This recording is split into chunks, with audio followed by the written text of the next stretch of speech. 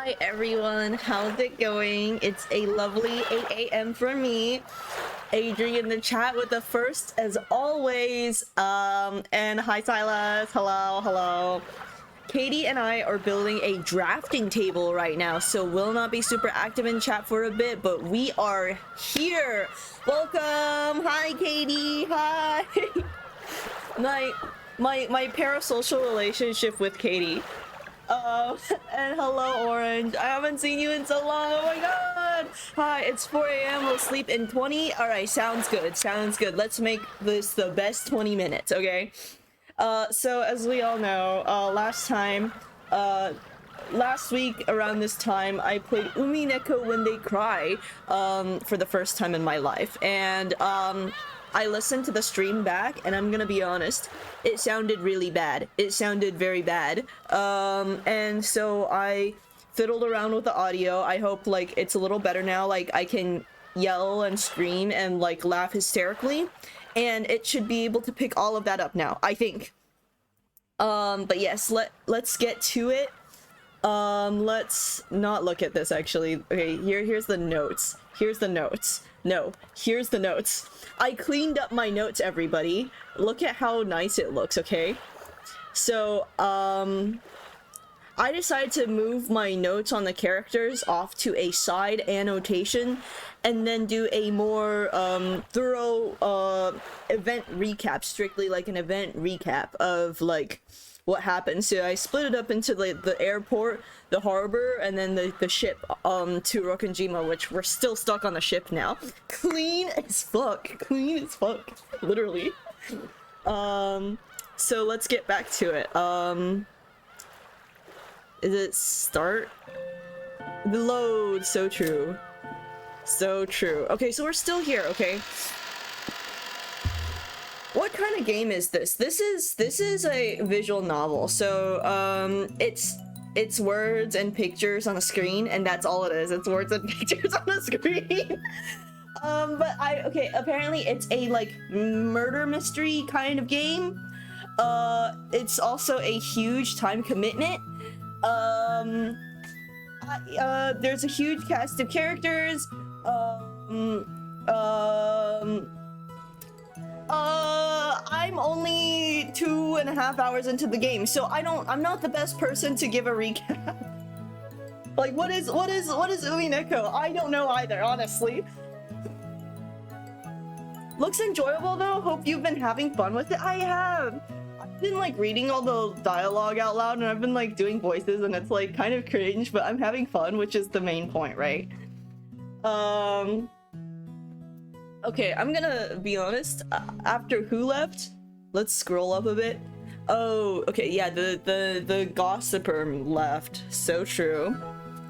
You know, I feel kind of sad because yesterday I hit the grocery store with like my Umi stream in mind. I was like, I'm gonna go get cough drops because like the Umi stream low-key, it's a little tough on me. But then I walked into the grocery store and then immediately forgot everything. So instead I bought fettuccine and carbonara sauce, which is not what I went there for, but it's okay. But yeah, okay, so after she left, Uncle Hideyoshi showed up in her place. Gotta go, Dad's here. Okay, yes. Thank you so much for saying hi. I missed you. I hope you have a nice night. Good night. Bye-bye. Since he'd arrived mid-conversation, he completely failed to notice the complicated atmosphere that hung about the scene. So he refreshingly and unwittingly swept that atmosphere aside. Wow, what a king. So, in the end, it was his lack of tact that brightened the mood. He couldn't help it. Looks like we're almost there. Okay, just a bit more. Took forever at the speed we went today, didn't it? Truly his lack of tact. Wonder whose fault that was.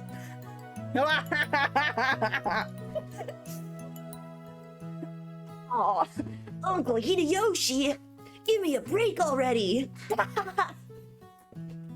I can't remember what voices I did for everyone. I was really locked in, but like I'm not that locked in right now, so I can't quite remember.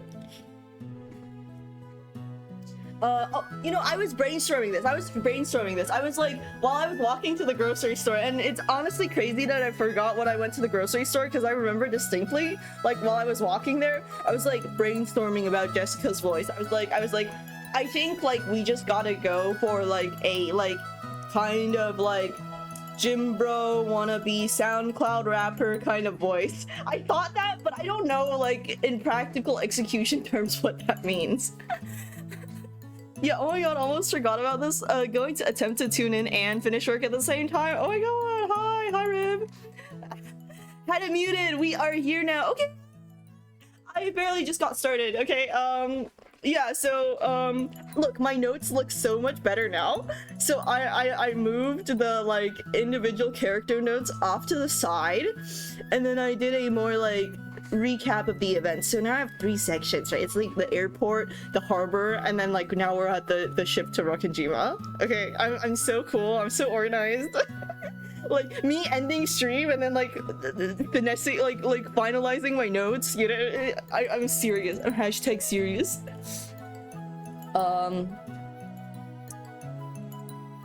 Okay, because I think okay, I was thinking about it,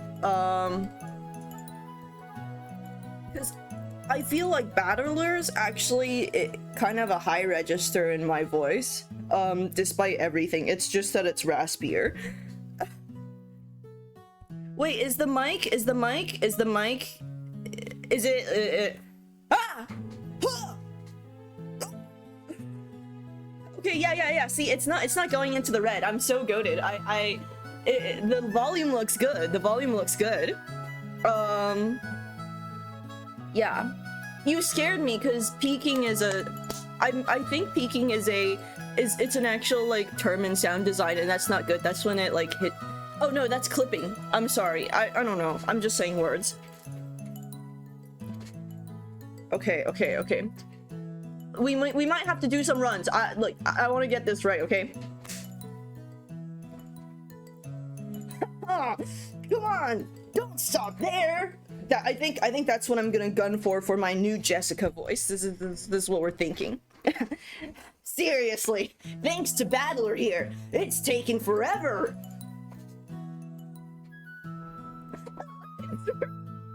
It's too cool. I think it's so funny. That she just gets to have a little crown. Like, it's so great. And it's like black and emo and everything. Sorry. Maria probably thought that everyone was refusing to listen to her. Oh, was she talking about something? Oh, she was like prophesying. She hung her head wearing a fretful expression. As she did, George Aniki crouched down to meet her eyes and spoke to her kindly. Maria-chan, there's nothing to be afraid of, because we're all together. There's nothing to be afraid of if we're all together.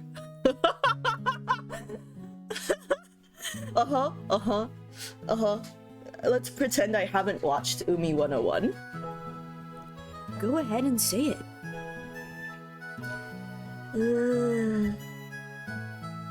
There's nothing to be afraid of if we're together. Yes, there's nothing to be afraid of if we're with each other. Hi, Gary. That's right. Exactly what George Anki said. If we stick together, there will never be anything at all to be afraid of. Right, Jessica? Yeah, no doubt about that. What George Nissan says is always true, Maria. Sure, George. George Oni-chan, always true. Like, not even that. Well, maybe you should take it with a grain of salt sometimes. Yes, I don't. I don't lie. So trust me. There's nothing to be afraid of if we're all together. George Oni-chan doesn't lie. I trust you. There's nothing to be afraid of if we're all together. Not afraid. Maria jumped into George Aniki's arms and hugged him tightly. After Aniki patted her head, she jumped away again. Her facial expression had undergone a 180-degree change, turning back to normal. She was once again the ordinary Maria. There's nothing to be afraid of anymore, because we're all together.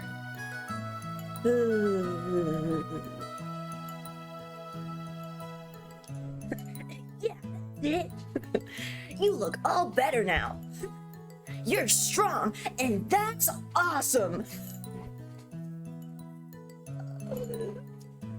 It's great. It's great because like that is kind of how you should talk to kids, I think. Like I read this and I'm like laughing a little bit, but like I think you know when I talk to kids I kind of lack this forwardness, this like I think I don't do enough positive reinforcement when I personally talk to kids. Sorry, we're just having thoughts now.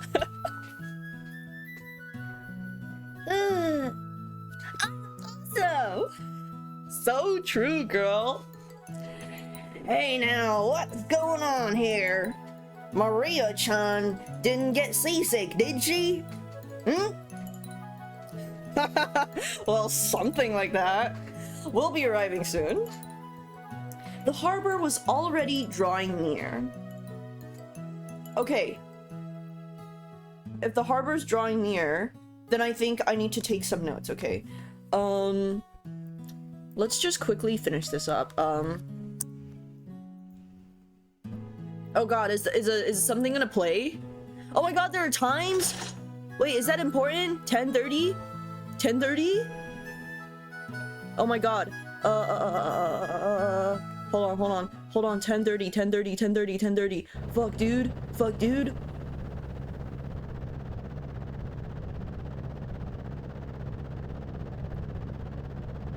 Fuck, dude. Fuck, dude. Hold on. 10:30, 10:30. Okay, save this. Add an event, untitled event. Fuck, dude. 10:30, 10:30. We're locked the fuck in.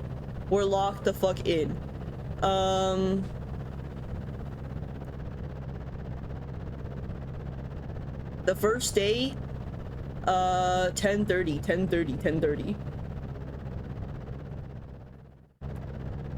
I assume this is AM. Arrival at the Rokkenjima. Dude, what year was it? 1986 or some shit like that? Was it? Yeah, 10:04. 10:04. Okay, 10:30 AM. Okay, we're chilling. Let's finish this up. My notes, literally my notes. Okay, Hideyoshi runs along, breaks the atmosphere. We cheer Maria up. George never lies. PM.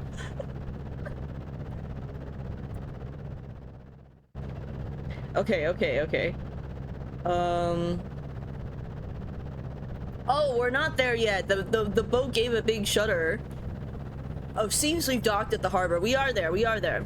The boat driver came out and jumped to the pier with the mooring rope. So true. A large man in a tuxedo was waiting there for us with a warm smile. Is this Genji? I didn't recognize his face, but judging by his clothes, I guessed he was a servant of the Ushiromiya head household. Interesting. Is it?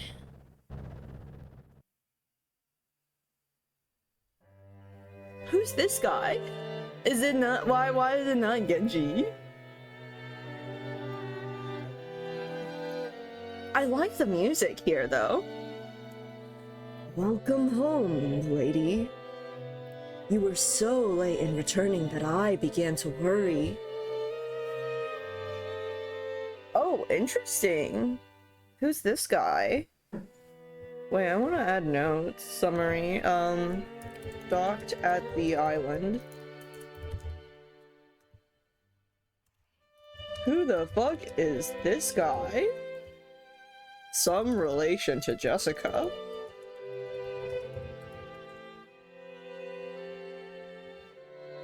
Oh, thanks for caring.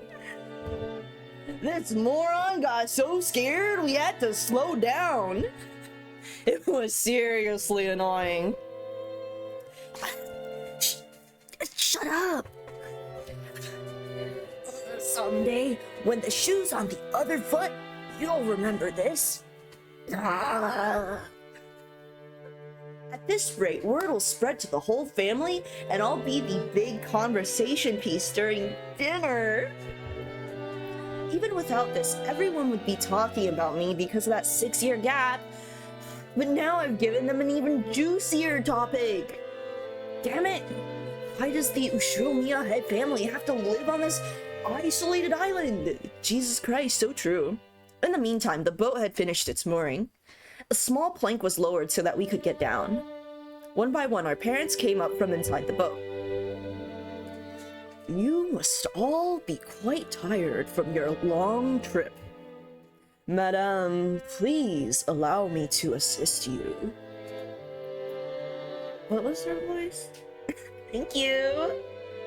It's been a while, Goda-san. How are you? Okay. So this is Goda.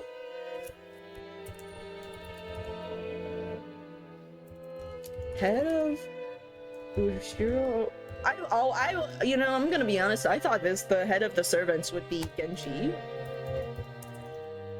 And then let me add my voice acting notes for Goda. Okay, I think I'm going for a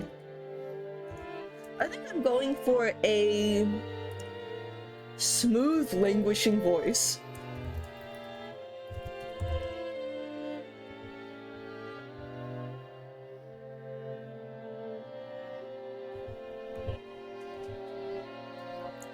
I thank you for your concern. It is always my pleasure to serve.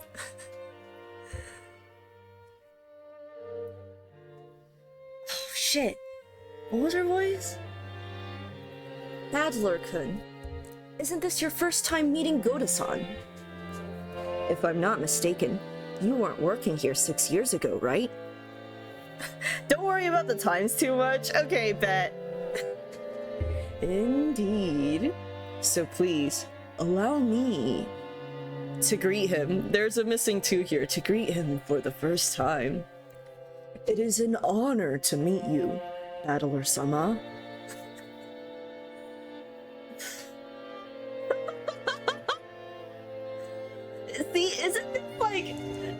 See, doesn't he just radiate short king energy? Like, he's tall, but like, mentally he's a short king. That's what I'm saying.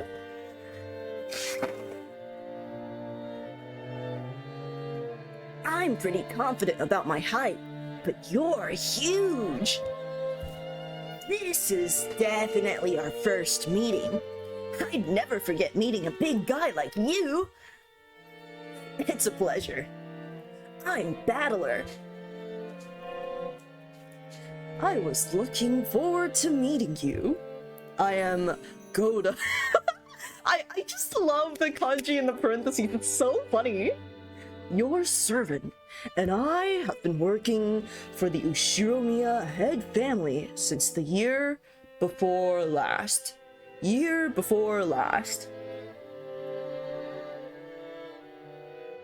So 2 years ago, so true. You know, maybe I want to add that as an event. So it would be 1984. Goda. Oh, gotta hit enter, I forget. Event description. Goto starts working at Rokinjima. Well, he starts working for the Ushiromiya head family.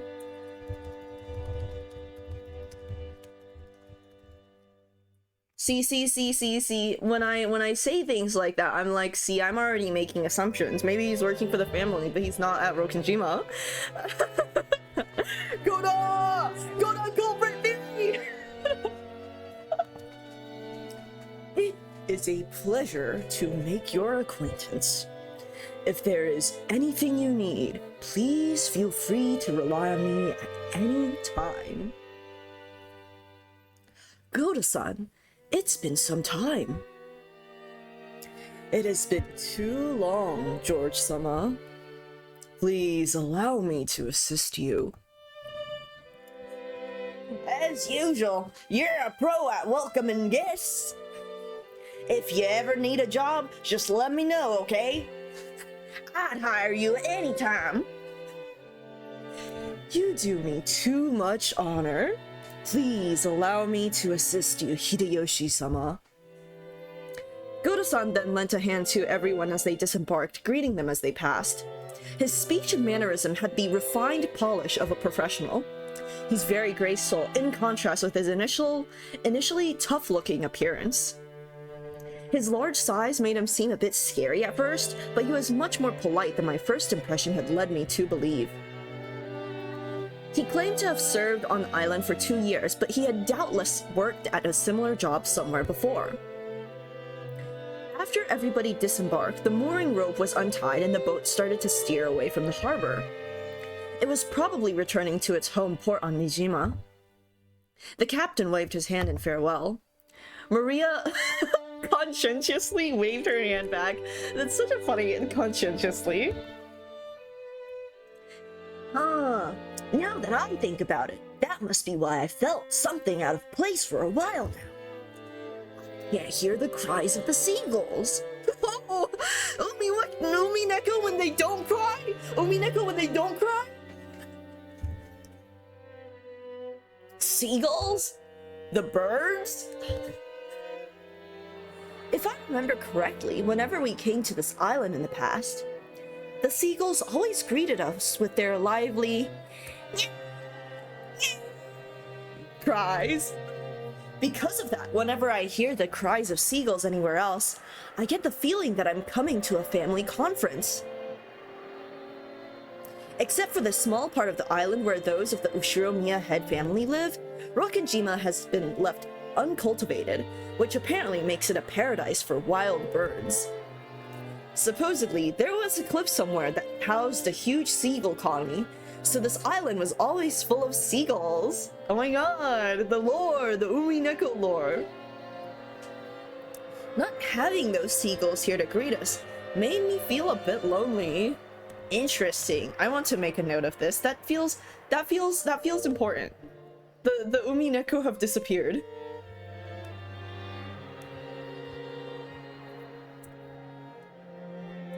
Umineko? When they don't cry? Seagulls have vanished sometime in the past six years. So true.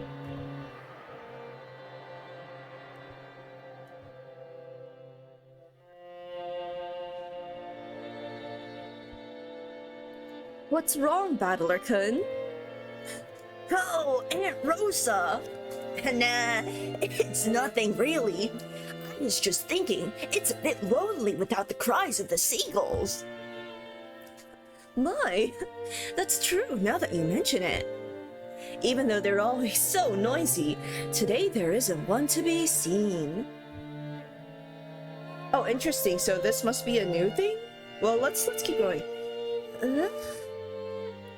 Why no seagulls? Maybe it's because the seagulls are having a get-together somewhere too. Maria, did you want to see the seagulls? I wanted to see them. Still, it's a bit strange there isn't even a single one around. Maybe Jessica grilled them all and ate them. The hell? Don't say disturbing stuff like that. You'll get Maria believing it.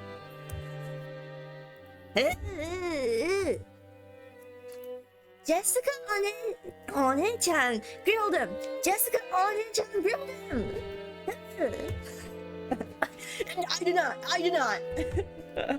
Why the hell would I do something like that?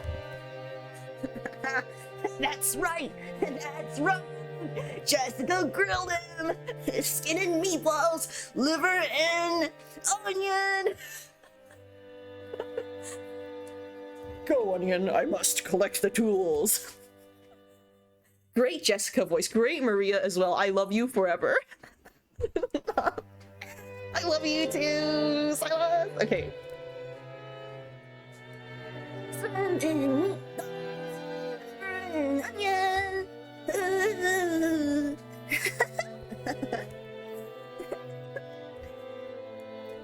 As I made fun of Jessica, Maria tagged along, looking like she was having fun. Oh, I never guessed she was such a good sport. Alrighty then, from today on, I'll make you my #1 follower. As I smiled at her, she beamed, looking overjoyed, possibly because she was happy about this little connection we'd made with each other. That's not it, Maria-chan. I've heard wild birds are attuned to changes in the weather and atmospheric pressure. The weather will probably get worse tonight. Oh yeah, there's a hurricane. So true. George kind of goaded. That's a great observation. You know, I'm gonna amend this. Actually, I'm gonna edit it here. Traveler notices missing seagulls. Vanished due to upcoming typhoon? Question mark? The seagulls might have returned to their nests early. Wow, you're barely having lag today. Yeah, see, I think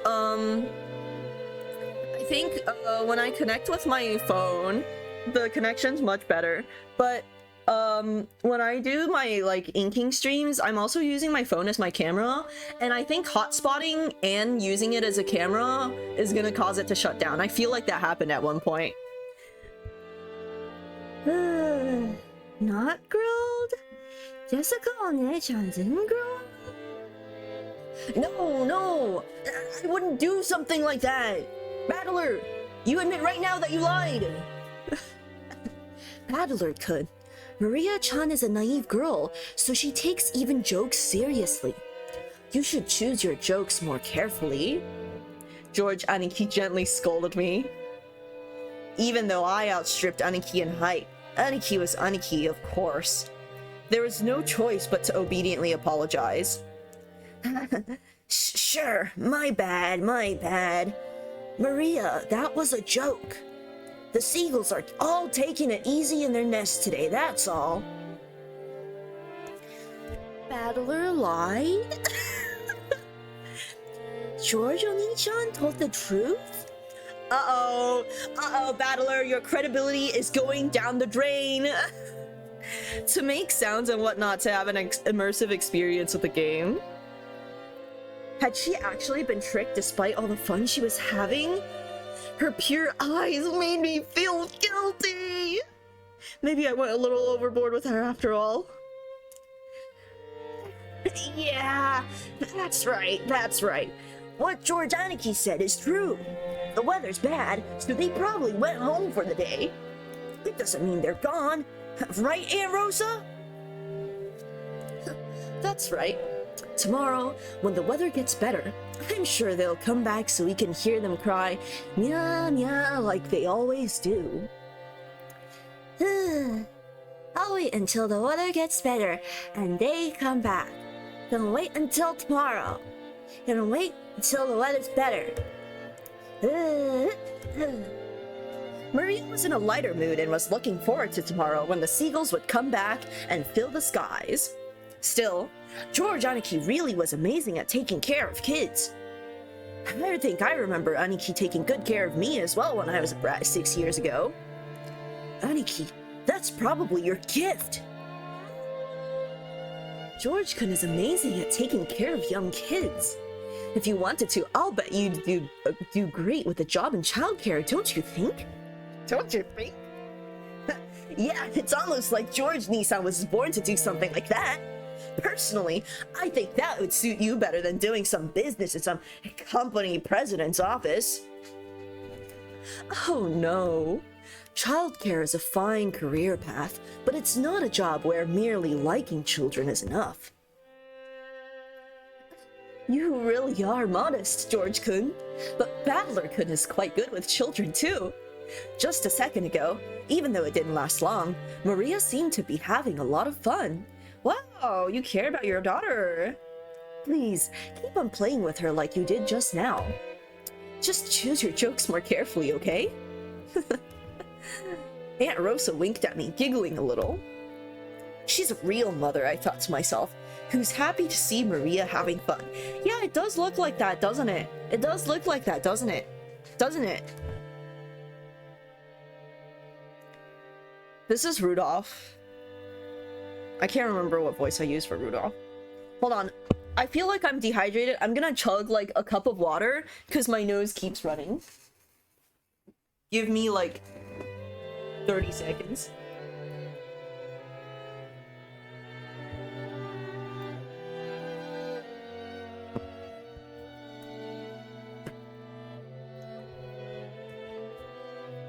The bar is bare minimum. Wow.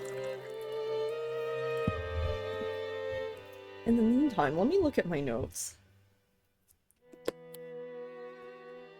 Rudolph? I said nothing for Rudolph? Okay, loser.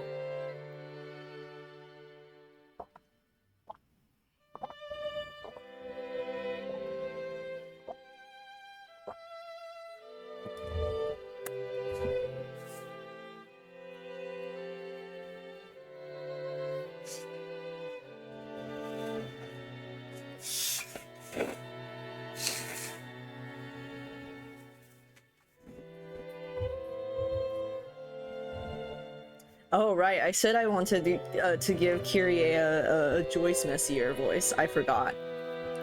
Come on, Rosa. And you brats too, what the hell are you doing? Let's get going. Okay, okay, we're coming. The old bastard was waving for us to hurry up. Yeah, we needed to get moving. We might as well have this conversation after setting our luggage down in our rooms. Now then, everyone, allow me to lead you to the guest house where you will be spending the night. Please, this way. Goto-san called to everyone and led the way. Kumasawa-san brought up the rear. Oh, all these stairs. Oh, the journey, the journey! A serpentine twisting path led through a dim forest. It ran a bit uphill. This is such a good setting. Like, yes, people were meant to die here. Yes! I guess the path was made all twisty so the slope wouldn't seem too steep, but personally, I'd have been happier if they had the guts to make some stairs in a straight line. No doubt they made the path twist on purpose to put on airs of distance and importance. Before long, we saw garden-style stone steps. Ah, from here on I do have some memories. Go up these and... At the top of the stone steps, we saw a beautiful guest house. Its facade was lovely, of course, but more importantly, we couldn't enter its doors without having our hearts stolen away by the splendor of the beautiful rose garden spreading before it.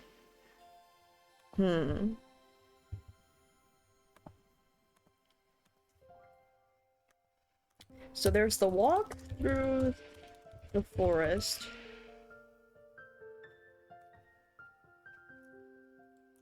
Battler loses credibility.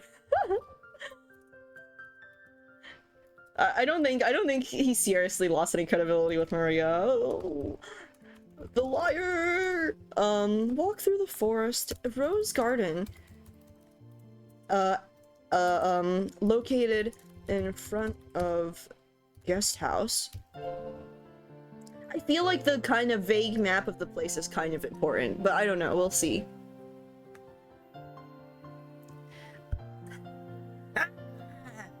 It's as beautiful as ever this year. A real delight for the eyes. After climbing the stone steps, the people greeted by this rose garden gave voice to their impressions one by one. Is it just me, or are the flowers a little less lively this year? It's probably because it wasn't that hot this summer. I also believe that was a factor. Sadly, this year's blooming is a tad inferior when compared to last year's. Even so, it was a delightful rose garden. I remembered that even 6 years ago, huge numbers of roses had greeted us every year. This rose garden was the first thing that greeted the people who came to Rokkenjima. Even our parents, who came every year, couldn't help but give voice to their admiration. In fact, it seemed to have undergone a power-up from the garden in my memories of 6 years ago. Interesting. Eva thinks the rose garden is less impressive than last year, but Battler thinks it's way more impressive than in his memories. You know, I don't know if this is Umineko spoilers, but I cannot help but notice that, and I noticed this because I've drawn her, is that Beatrice has a little rose in her hair. Which could mean nothing. This place is always so amazing. It would be wonderful to have a rose garden like this at home. Give it up. Who do you think would take care of it? Roses are a real pain with bugs and diseases to worry about. Well, from what I've heard, Kyrie-ne-san takes care of her rose every day and makes sure no bugs get anywhere near it, right? Huh? What are you talking about? That's right. Though in this person's case, the rose goes after the insects like some nasty carnivorous plant. Oh, so that's what you mean. Come on, Rosa. Can't you give that a rest just for today? I've put that sort of thing completely behind me. I wonder. After all, you're a womanizer on an almost genetic level. Everyone's fighting. No need to worry, Rosa-san. When a rose gives you too much trouble, it's always best to snip it at the root. Oh, such frightening talk this is. Guys who are popular with the ladies are always forced to live dangerously. I sure hope I turn out a bit prettier in my next life. Hideyoshi-san, like I keep saying, it isn't like that at all. And, Kyrie, stop it. You're freaking me out. You've made my rose wilt. Hey, Maria-chan, look over here. These roses are especially magnificent. Magnificent roses. Ugh. Smells pretty sweet. Look, this suits my elegance perfectly. Hey, cut it out. Maria's gonna imitate you and get hurt by the thorns. She yelled at me as I leaned in to smell the rose's scent with an exaggerated gesture. Battler is so silly. I thought she was overreacting, but when I turned around, I saw Maria imitating my every gesture and Jordaniki smiling broadly at us. This fucking song! Hello, Mirror! How's it going? Hey now, Maria-chan. Be careful. Rose thorns can hurt. Huh? George Oni-chan. Only this rose is strange. Strange? What's wrong? Maria pointed at a single rose. I immediately understood why she found it odd. In the midst of all these magnificent roses, one single rose was just starting to wilt. There wasn't any particular reason. Some roses flourish and others wilt. That's all there was to it, but Maria seemed very concerned about the only unhealthy one in the group. It must have made her feel lonely. Are we out of the airport now? Yeah, we're on the island now! We're on the island now! So true. Rudolph womanizer era? Raised eyebrows. Maria points.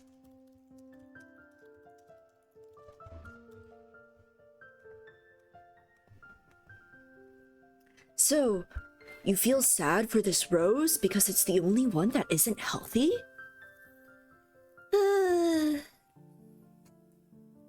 The others are all healthy, but this one's sad. Well, they all bloom and wither at their own paces. I'll bet this one I'll bet this one's just starting to wilt early because it got to bloom before any of the others. Oh my god, is it... This rose is just like Kinzo for real? Yeah, that's right. It probably just bloomed like crazy, fulfilling its duty, and went to sleep. You shouldn't get so worked up about it.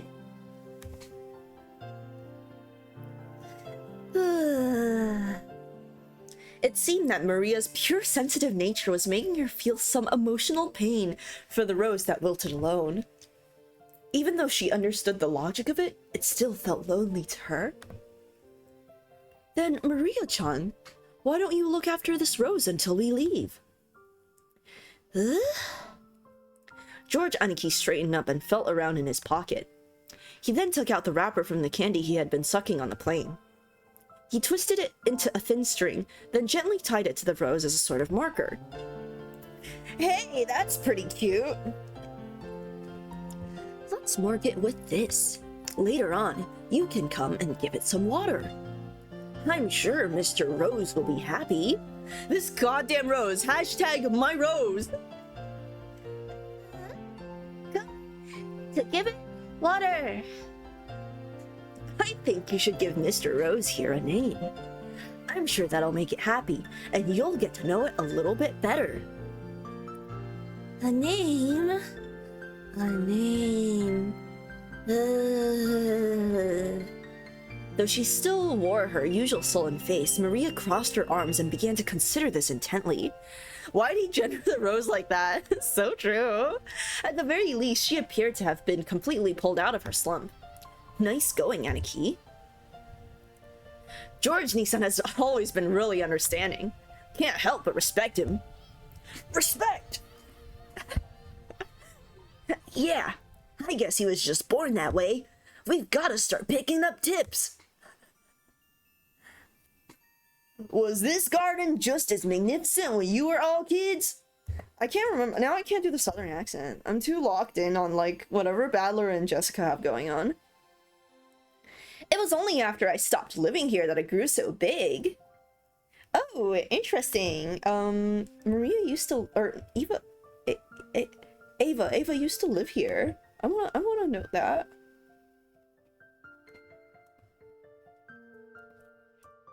Used to live on Rokkenjima. I didn't know that. Oh, he's so understanding and respectful and worthy of respect. Before that, the garden was simpler, though I'm still attached to that one. Nissan fiddled with it too much with that vaguely bad taste of his. I liked it much better before. You've gotta think positive. Setting aside how it used to look, its beauty now is something to be admired. You'll be able to God dang it. You'll be able to relax a lot better if you look at it that way. I didn't mean it like that. I was just saying that I wanted you to see this garden the way it was before, too. Everyone, if you please. I shall guide you to your rooms now. Goto-san called to everyone to ask if we were ready, but our hearts had been completely stolen away by the rose garden that none of us had seen for a year, so we didn't pay much attention to him. Since we weren't a travel group, it wasn't like we had a strict schedule to follow. Besides, since our parents were visiting their old home, full of nostalgia, it wasn't like they had to let themselves be urged on by anyone or anything. It's okay, you truly do not have to keep up all the voices. It's so hard to do a bunch of them at the same time all by your lonesome. You go to sighting. Understanding the situation, Goto-san continued to wait, smiling widely until our parents got tired of the roses and told him to guide us to our rooms. Goto theory. Oh! Hey! If it isn't Canon-kun! Canon? It's been so long! Harry! I can't do this. How are you doing? Uncle Hideyoshi suddenly shouted. Canon mention! In the direction he was waving was a slender boy, child labor. Meeting him right after a huge man like Goto probably emphasized his small stature. The boy was in the middle of transporting piled up gardening tools and the like in a wheelbarrow. Actually, I want to add to this too. So Goto... Goto is like a, head servant. Employed for the last 2 years at Rokenjima, but probably did something similar before. And this is Canon. Screaming, my son boy allowed. He's so fucking cute. He's everything. I guess bro does gardening. Thinking. When he realized he was being called to stop, he set down the wheelbarrow, took his hat off, and bowed his head. Ellipses. Good afternoon. I figured he was probably younger than me, and I realized by the general atmosphere surrounding him that he was another servant. He greeted us in response to Uncle Hideyoshi's call, but he seemed like he might be pretty unsociable most of the time. He gives me E4 energy. It was a greeting that lacked feeling. When Goto-san noticed that our interest had shifted towards him, he went to the boy's side and introduced him to us. Battler-sama, allow me to introduce you. This is one of the servants at the Ushiromiya head household. Canon-san, greet our guest. I'm pleased to meet you. I am the servant, Kanon. Yep, my first impression wasn't wrong. He seemed to be unsociable, or at least not so good at talking. Compared to Goto-san, who was extraordinarily polished as a servant, you couldn't help but feel an inexperience typical of his age. When Goto-san urged him in a whisper to give a bit more of an introduction, the boy named Kanon only cast his eyes downwards. Kanon-san, could you perhaps give them a little more of a greeting? No. Because we are furniture. He's so E4 core. He's so Elan Keres-san. God.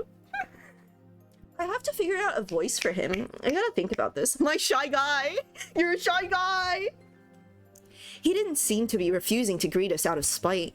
Rather, he seemed to have fallen silent because he didn't know what else to say to us in greeting. Well, Kanon-kun's shy and doesn't tend to talk much. He might not be that sociable, but deep down, he's a really good person. Don't get him wrong. You've been working here for 3 years, haven't you? Pretty sure you started a year before Goto-san, right? Even though he wasn't exactly giving a terrible first impression, Jessica hurriedly backed him up. Jessica is so... I love you, Jessica.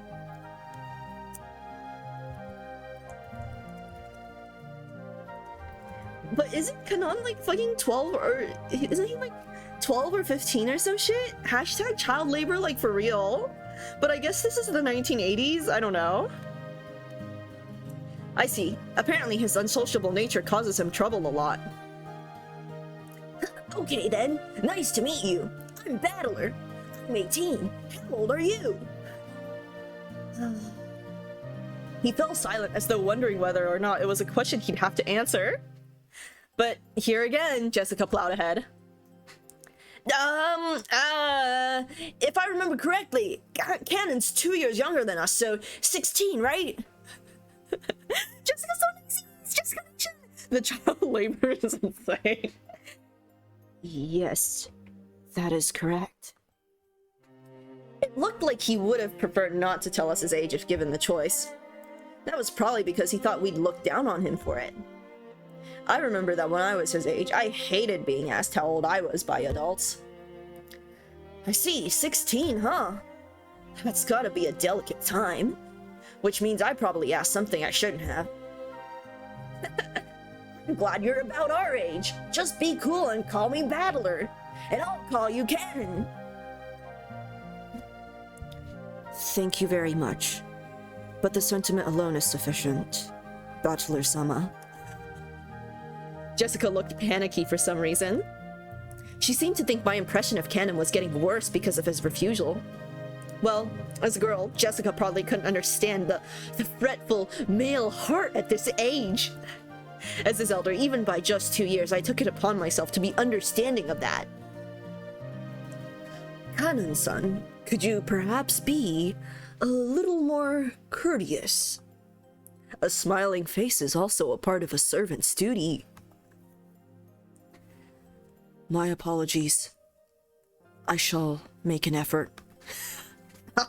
Oh, Goda-san, Cannon-kun is trying his best, yes? It looked like he was often warned about being unsociable, and apparently he hadn't improved one bit. Goda-san kept his business smile but let a small sigh of resignation escape. Well then, I still have work to do, if you'll excuse me. It looked like Cannon himself was uncomfortable with remaining silent here any longer. After another perfunctory bow, he turned again and started pushing the wheelbarrow again. Just then, the wheelbarrow suddenly wobbled and fell, scattering the load. I guess the wheelbarrow's single wheel got caught on a pebble and lost its balance. What do you think you're doing? Now, clean it up quickly. Goda-san urged him to hurry in a quiet voice, as though hinting that it was shameful for a servant to appear clumsy in front of guests. Cannon-kun wordlessly reloaded the wheelbarrow with the fallen objects, as if to say he understood quite well without being told. He seemed to be fine with the light-looking gardening tools, shovels and such, but he looked like he was having trouble getting his arms around and lifting up some sacks of fertilizer. Bro, his heart is delicate, his heart is delicate. Bro, his heart is delicate, Jessica! What was I saying? What was I saying, huh? Girls can't understand this, Jessica! I hate this part, my failed son! Are you okay? You're so careless! Here! Milady, you will dirty your garments. Please, leave this to us. With a smooth motion, Goda-san took the shovel that Jessica had picked up. Behind him, Cannon-kun was having trouble with the sacks of fertilizer. You'll dirty your garments? Don't worry, the ones I'm wearing aren't that expensive. Besides, I hate guys who just sit there and make the waitress pick up the fork they dropped at a restaurant. Go off, Battler! I lifted up the other bags that had fallen. Of course, they weren't light, but for me, on steroids, it was a piece of cake. Cannon-kun looked at me, surprised. It was the face of someone who never expected to receive help from a guest. Battler-sama. Don't worry about it. I will take care of everything, so... Don't you worry! I may not look it, but I've got it where it counts! I love voicing Battler. Battler is so fun to voice. Since Canon-kun looked like he hadn't yet gone through his growth spurt, he was stuck with a sort of weak body. This kind of weight might have been too much for him. It's quite heavy. It's natural that it would be difficult for you. Don't worry about it, Canon-kun. Okay, my time to shine! This makes up for the bone stuff from before, right? This, as if this could make up for freaking out like that. Later, I'll tell you about it too, Canon-kun. Paddler was totally hilarious. Oh shit, I accidentally right-clicked. Your Battler voice is fucking amazing. His stupid gay suit. His stupid gay, clearly personally tailored suit. As they did this, I piled all the stuff back into the wheelbarrow. I beg your forgiveness for letting you witness such unsightliness. Come now, that's quite enough. Please, go. Letting the guests who are supposed to feel welcome see such a disgraceful thing must have been hideously embarrassing for a servant. Pressed by Goto to hurry up and go, Kanan-kun left. No, this is so sad! You're too harsh on him, Goto-san! Shouldn't you have helped him instead of being a bully? That was wrong of me. I deeply implore your forgiveness. Oh my god, no! Okay, wait, hold on. No, I feel so sad.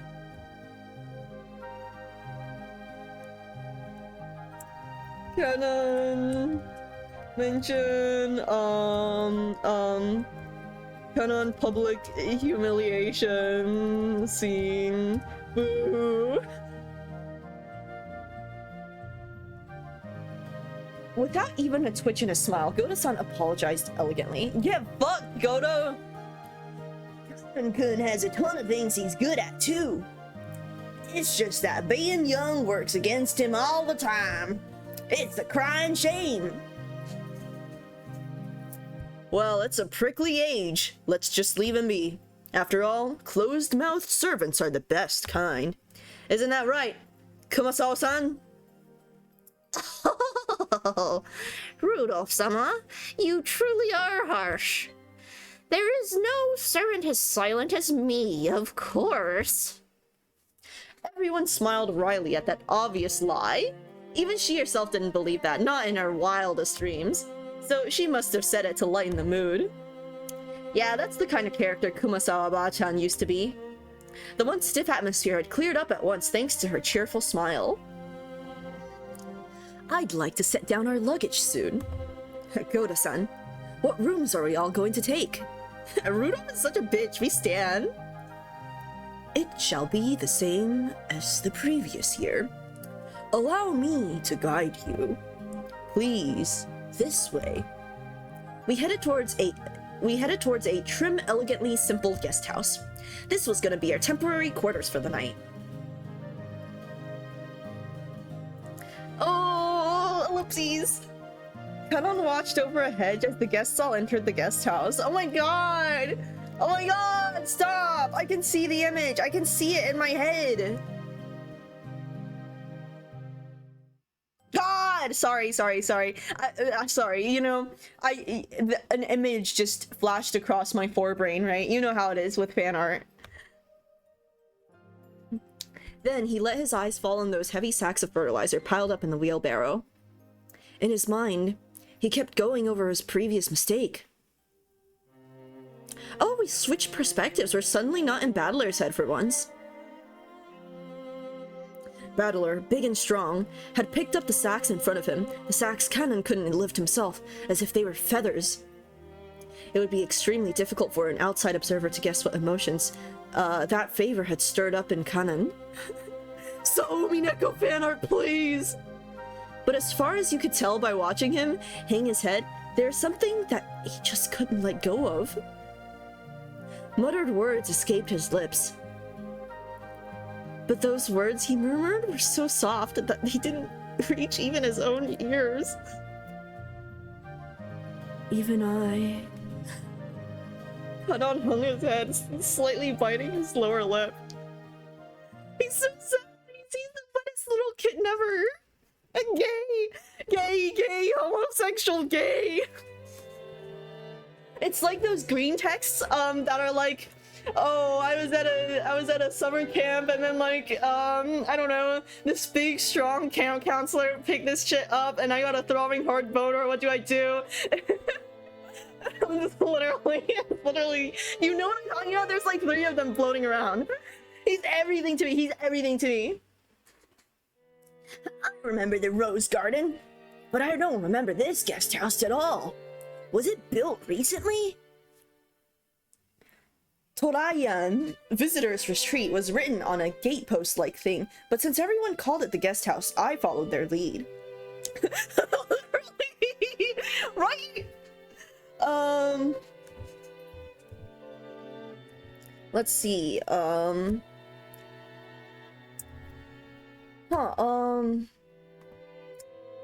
maybe, okay, I feel like I should make a new section about the guest house.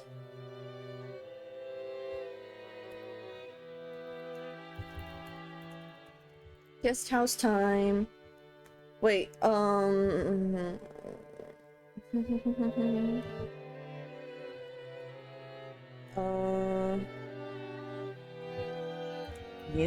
new building? The brand new Western-style guest house, which stood overlooking the roses, had a magnificent design carefully done in harmony with the garden. I got you!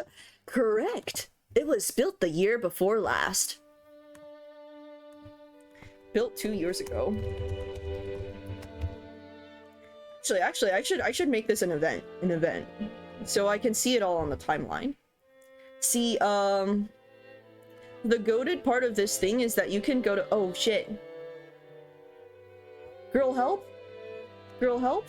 Oh god, oh fuck. Oh my god. My FicWeaver? Did my notes just disappear? Okay, so the cool thing is that— oh my god! Carla! Your thing is fucked up! It's supposed to show me events view, it's not doing it, it's fucked up. Carla, are you in the chat? You're probably not. I'll let you know after stream. But like, you can see all the events in chronological order if you like give them dates, so I think that would be cool. So I think this should also be a, so this is 1984. Guest house built. Interesting. So Goda and the guest house arrived around the same time. Oh wait, I should,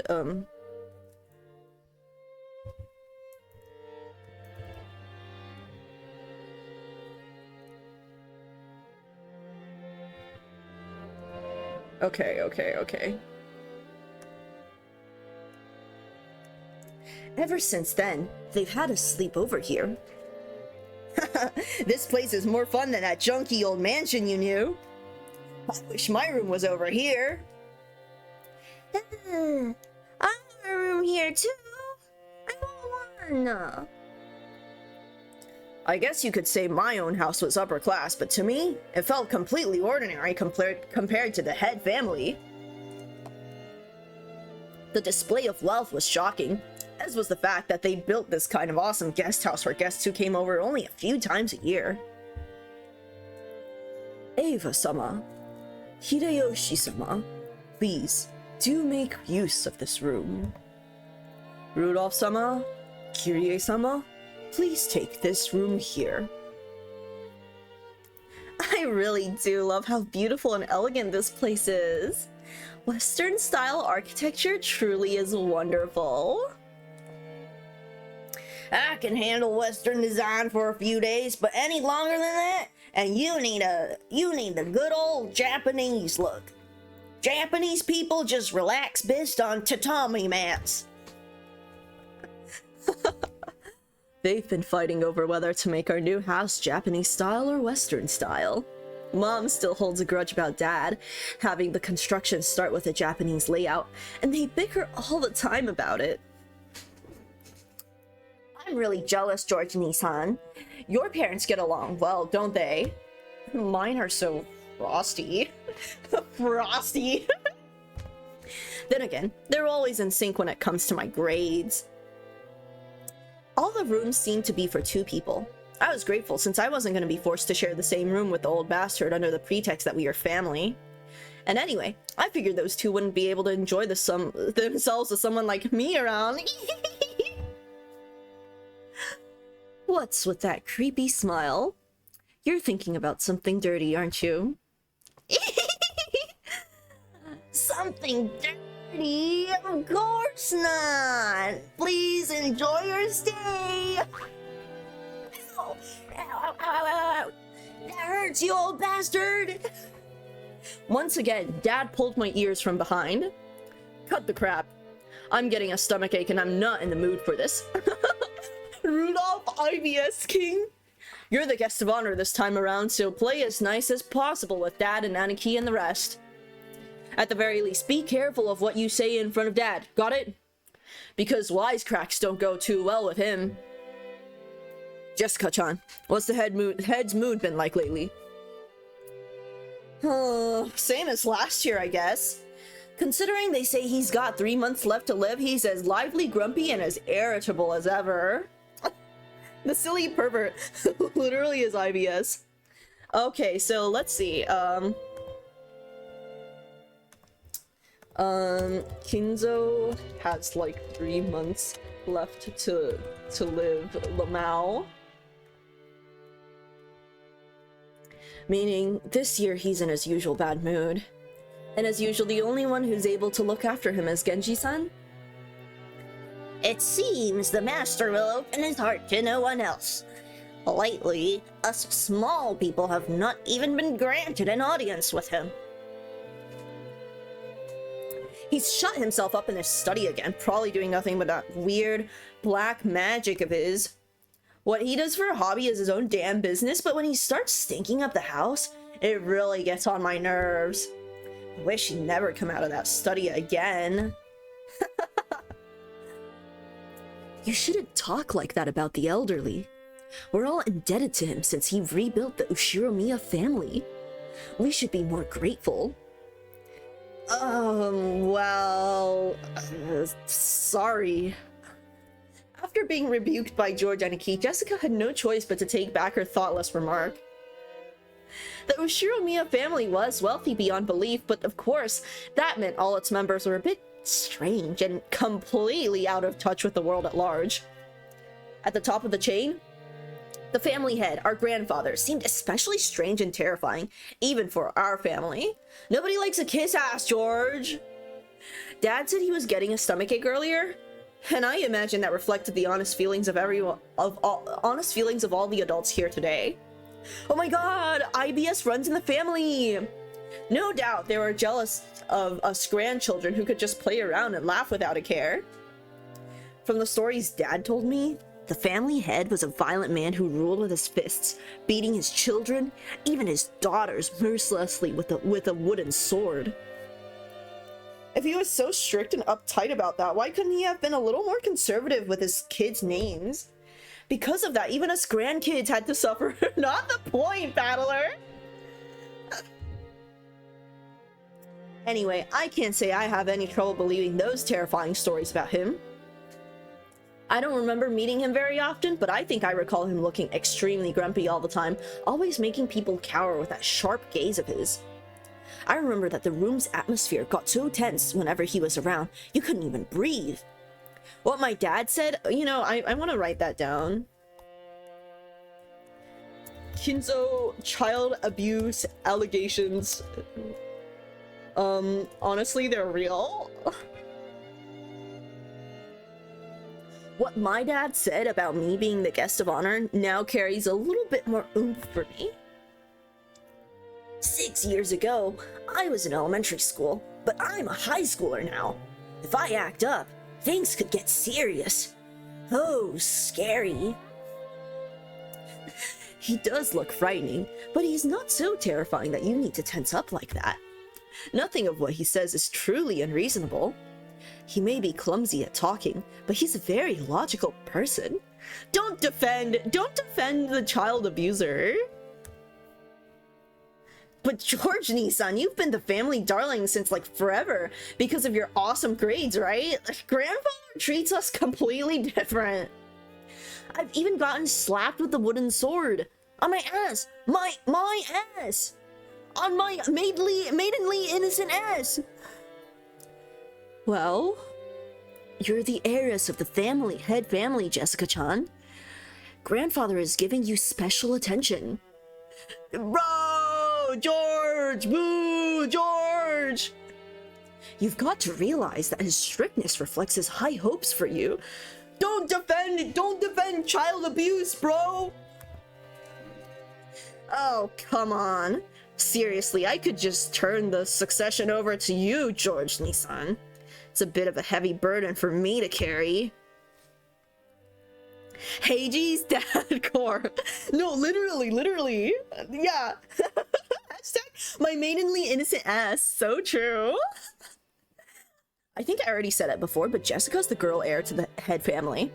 We're only cousins and branch families, so she probably feels a totally different sort of pressure than we do. Jessica Oni-chan, is that heavy? If I help hold it, will it get lighter? Oh. Thanks. It's okay. I'm not gonna push it on you, Maria. I'm gonna bear this cross until my grave. Don't worry. She was grateful for Maria's innocent concern, but Jessica's face still seemed to contain some of the uneasiness she felt towards the future. Maybe we were in the same boat. Any high schooler with exams approaching would have trouble hiding their anxiety for the future. Maria, come here. You and I will be in this room. Badler-kun, I heard you're gonna be with me in this room here. Oh, now there's a surprise. It's bigger than our parents' room, dang! Well, I figured we cousins would all want to hang out together, so I told them to get a bigger room ready. I like it here more too. I'd rather be here than with Mama. Oh, you like it better here too, Maria? Okay, this room is George's and mine, but we'll give you special permission to come in.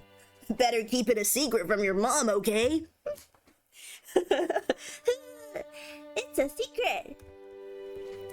Aunt Rosa was right behind us, but Maria still answered, striking the air with her fists clenched tight. After setting down their luggage in their rooms, our parents had gathered again in the corridor. Hey, what are you brats planning to do? Are you cousins just gonna stay here and chat? It seemed they were heading to the mansion to announce their arrival. Normally, they would make us follow them and greet everyone together, but if that had been the case, Dad would have just told us to come, and that'd be the end of it. He's saying it's okay if we don't come, so what'll we do? Well, it's gonna be lunchtime before long anyway. Better let the kids unwind here. Besides, if worst comes to worst, this might be their last chance to play outdoors. Too. Maria, you house sit for Mama, okay? Behave yourself and wait here. Since Maria was being told to house sit here, we certainly couldn't leave her on her own. George Aniki noticed this immediately and gave a clear reply for all of us cousins. Well then, we'll accept your offer and house sit. House sit? What? Like, house sit what house? The house isn't gonna do anything if you're not in there. What are you talking about? We've got lots of stories to tell each other after being away for a year. That sounds wonderful. And Battler-kun has 6 years worth of stories to tell, doesn't he? Yeah. I'll take care of the house like a good boy. Kumasawa-san, I'm gonna stay here too. We'll break rank and leave the rest to the adults. Perhaps that would be best. I'll report it to the madam. Then allow me to guide you all to the mansion. This way, please. The other children are one thing, but George is getting to be an adult. Wouldn't it be better if he came with us? If we make him come, then poor George will be the only one out of place. Interacting with his cousins is also important. Okay, see y'all later. The adults left one after the other. They left in the same formation as our trip from the harbor, with Goto-san leading and Kumasawa-san taking up the rear. As we gathered in the room assigned to us cousins, George Aniki asked us to excuse him for a second. Oh, George! George! He rushed over to Kumasawa-san, who was following behind the disappearing adults and seemed to ask her something.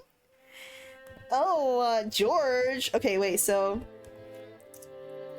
Adults going to talk to Kinzo at the main mansion while the cousins stay behind at the guest house.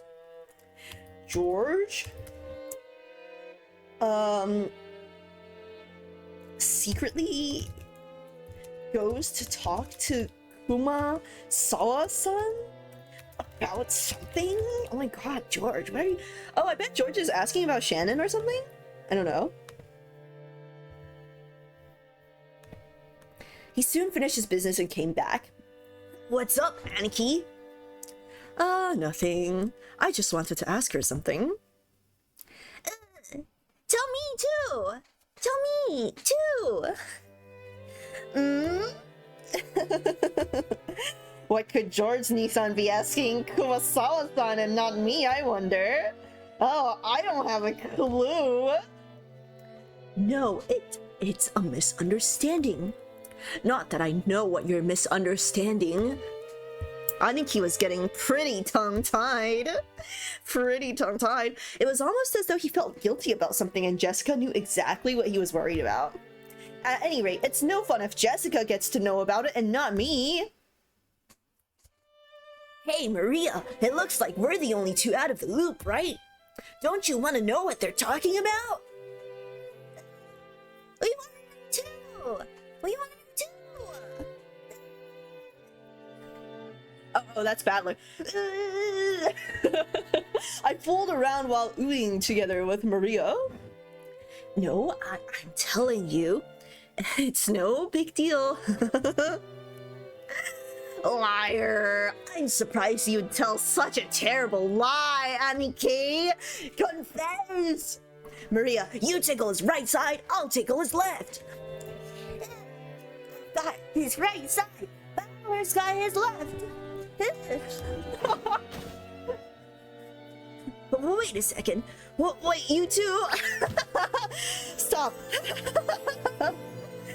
Maria and I played around, chasing George Aniki as he tried to escape, rolling on the bed. I realize high schoolers aren't supposed to bounce around like kittens, but I still miss this kind of fun. You're never too old to bounce around like kittens, Battler. Don't be ashamed. A warm, cozy kind of fun. George Nissan, what were you asking Kumasawa-san? Well, I've got a good guess. It's been a year since the last time he visited the head family. Who knows what servants might have come and gone during that time? Either way, it looks like he'd like to go and say hi.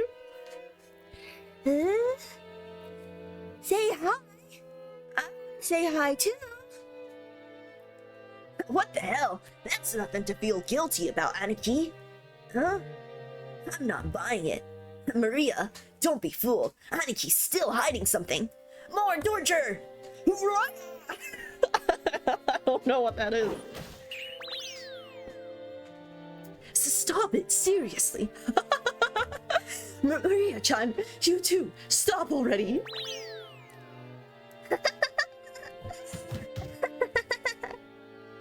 She's probably busy cleaning or getting lunch ready. Don't worry, she'll drop by to say hi sooner or later. I bet you'd rather have been welcomed in by Shannon instead of that nosy Goda.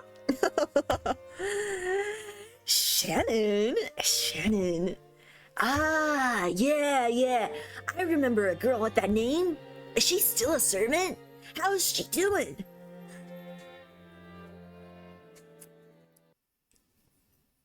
Oh my god, Shannon mentioned.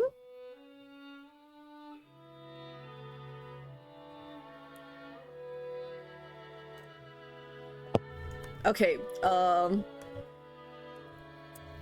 Shannon mentioned. And then now we're at the mansion with the adults. By the way, Natsuhine-san, how's your headache been lately? It seemed pretty serious before. I have been much better lately. Thank you for your concern. Oh, right. Here. A present for you, Natsuhine-san. Shannon mentioned my daughter. Thank you very much. I'm always receiving gifts from you. Is this black tea? It's herb tea with peppermint and lemon balm. It's a blend from a well-known store and it's supposed to be good for headaches. I thought it might help you. I thought it might help you too. Natsuhi the chronic migraine haver? Rosa was always a conscientious woman. Probably because she was the youngest of 4 and much younger than the other 3. She managed to grow up without gaining the venomous nature of her siblings. I don't know about that. It sounds like she's simply misdirecting that venomous nature elsewhere. Her kind words got Natsuhi to soften her expression for just a moment, but it wasn't enough to melt her stony gaze, hardened as it was by long years of mental stress. Come to think of it, you're always complaining about those headaches. Pull yourself together, it's all in your head. Jessica-chan has her exams this year, right? That's gonna be a turning point in her life. Chronic illness queen. Will she really be able to rely on you as a mother if you're like that? Besides, Natsuhine-san, you're 3 years younger than me. You should get your act together. Oh my god. Ava's so insufferable. Oh my god. Okay, let's make one for Natsuhi.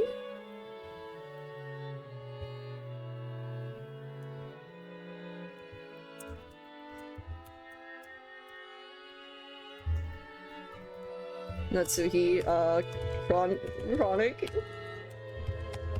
migraine haver.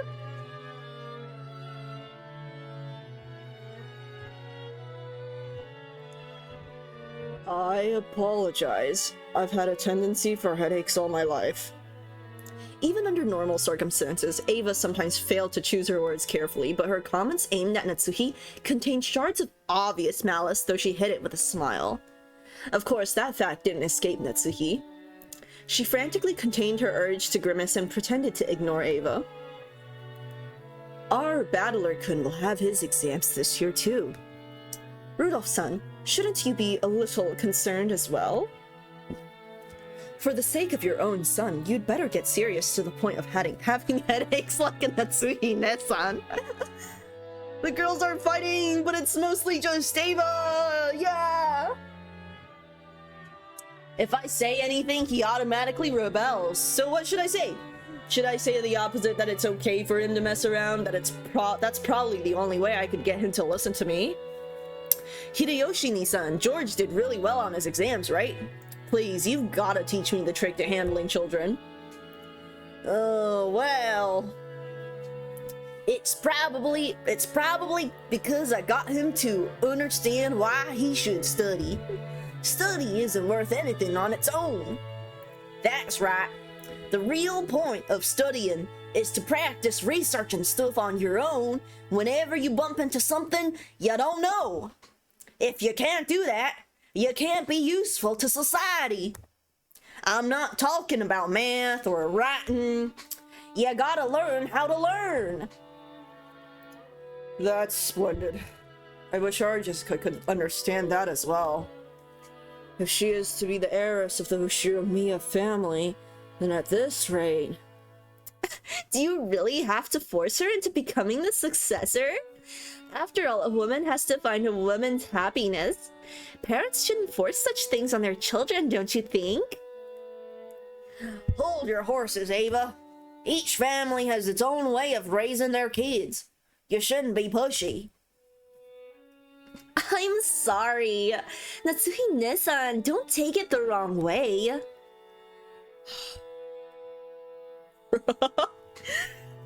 Natsuhi's also really fun to voice. Like the like speaking through a chronic headache voice. Ava, yeah, I can see what you mean by like you in the video you were like, yeah, Ava is trying so hard to make like George the like legitimate successor.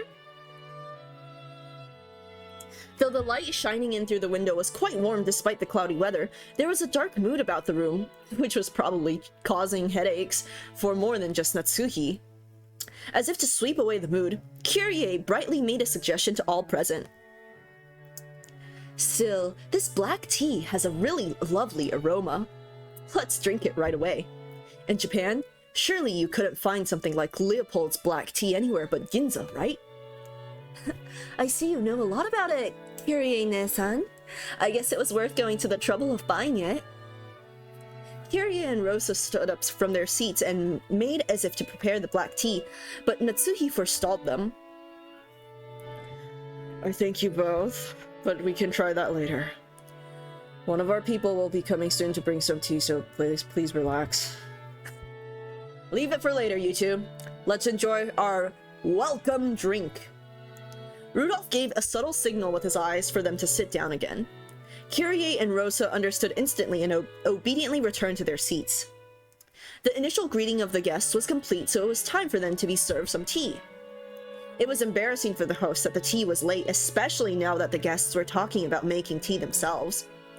Natsuhi bit her lower lip, frustrated by the ineptitude of the servants who are late bringing in the tea. Oh my god, is that Shannon? Is it Shannon? Seeing her face, Ava immediately started to giggle. Of course, Shannon had I knew it was Shannon. Shannon had no way of knowing what was taking place in the parlor. She came pushing a serving cart piled with teacups. For no apparent reason, Natsuhi gave her a pained look, and Shannon couldn't help but flinch without knowing what she had done wrong. Excuse me. Your tea is ready. Oh, Shannon-chan, it's been a while. You keep getting prettier every time I see ya. Oh, thanks.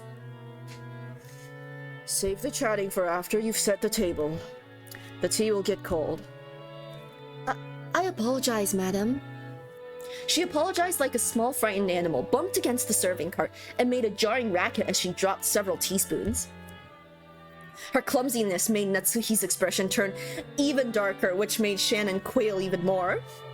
Oh, Ava's gonna be so mad when George drops it. Ava's gonna be so mad when George drops it. Come on, Natsuhi-ne-san. There's nothing wrong with her exchanging a few words and greeting. The tea must be plenty cold already, considering how long we've been kept waiting. There's no need to worry. It's not cold yet. Shannon, finish setting the table quickly. I'm sorry, madam. Natsuhi's irritation was obvious by now. The ineptitude that delayed the tea, the clumsiness of the servant, everything pointed to the incompetence of Natsuhi's everyday leadership, making her lose face. As the person in charge of the Ushiromiya head family's kitchen, allowing that clumsiness to be exposed today, of all days, was surely nothing less than total humiliation. Lay off, Natsuhi-ne-san. Don't you think it's a little harsh to bully Shannon-chan when she's trying her best? I'm not bullying anyone. What a nice aroma. She just glosses over it, like let's move on, let's move on. What a nice aroma. May I ask what brand this is?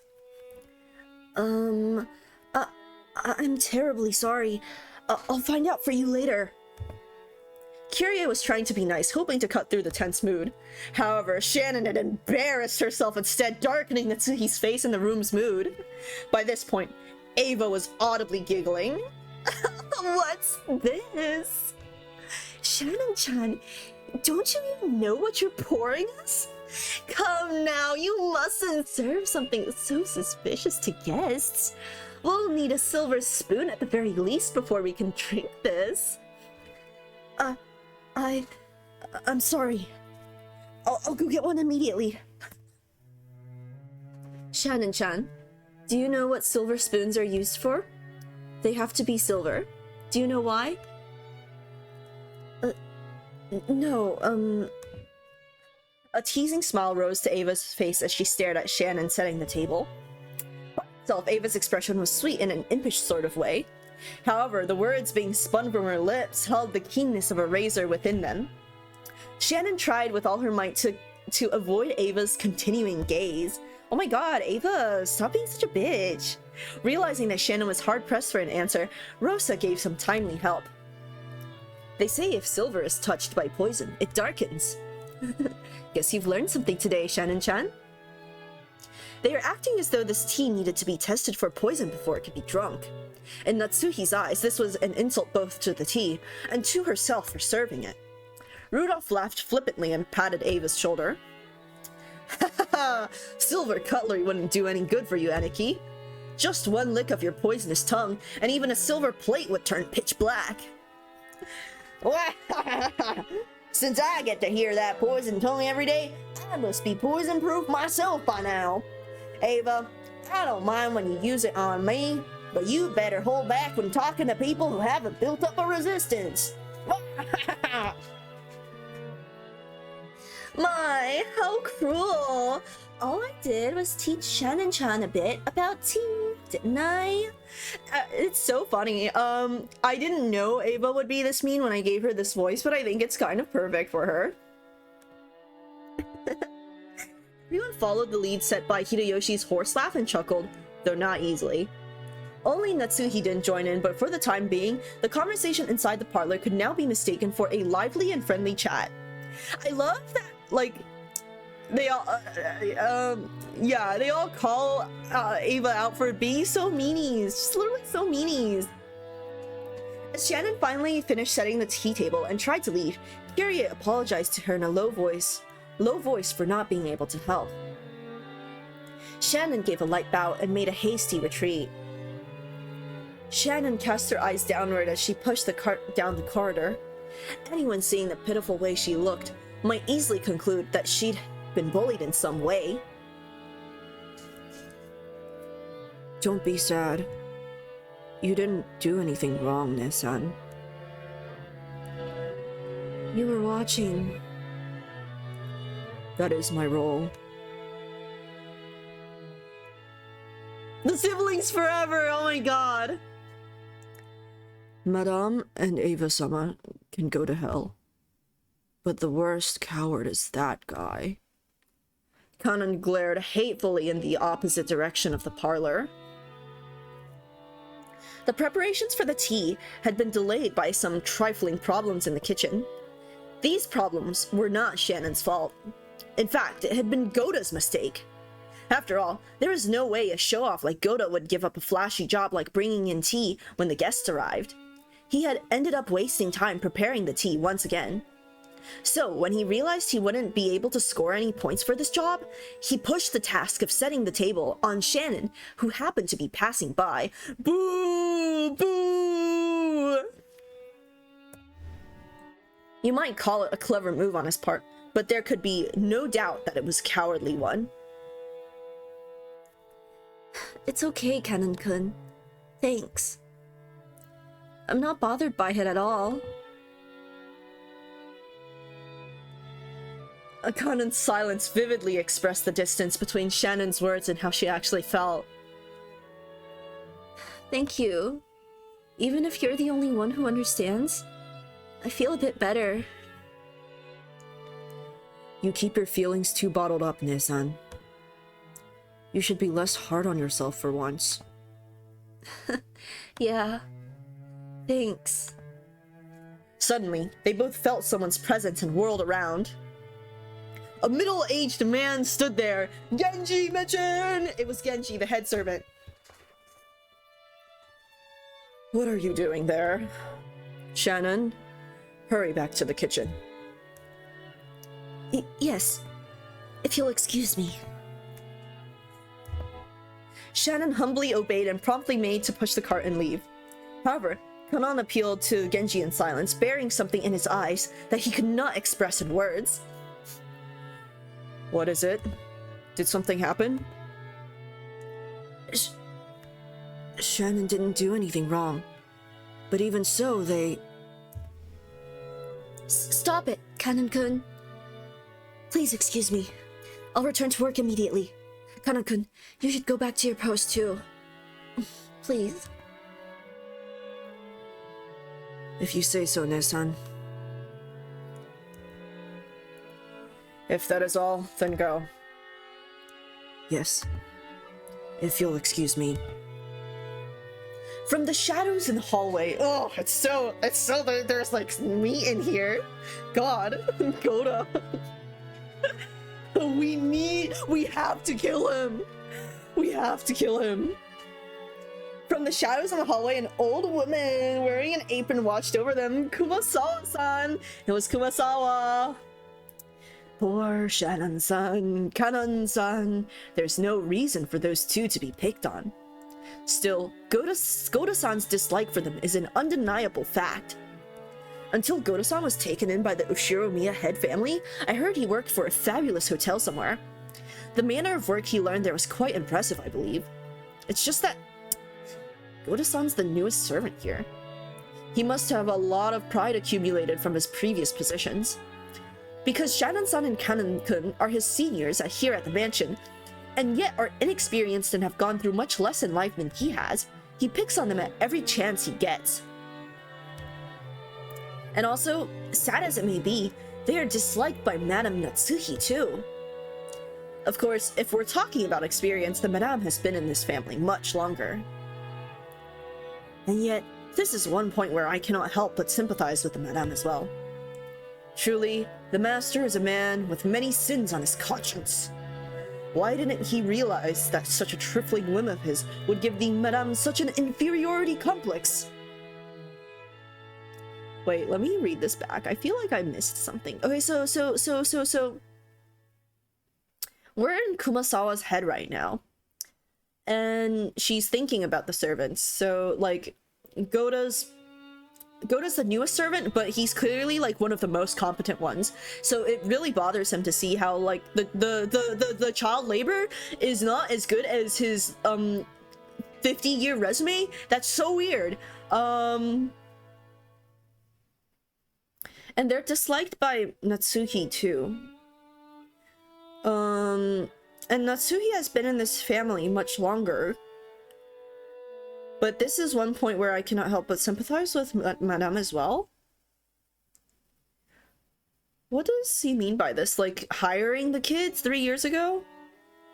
Gave Natsuhi an inferiority complex? Okay, let me write this down, because this feels kind of important, even though I don't think I fully understand what's happening. Okay, so Eva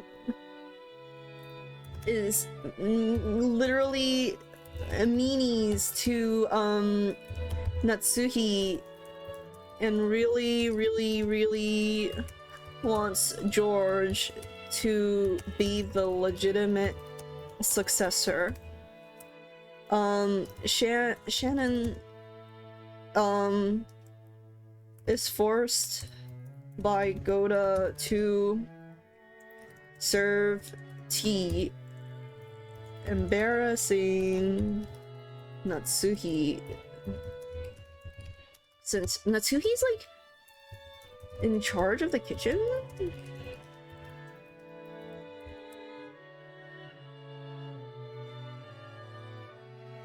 The hiring of Shannon and Kanan caused Natsuhi an inferiority complex?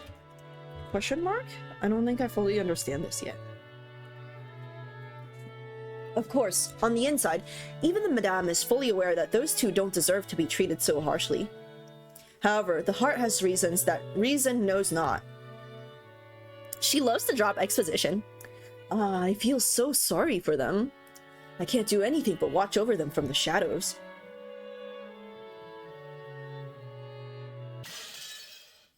Oh my god. Okay, so, it's now 12.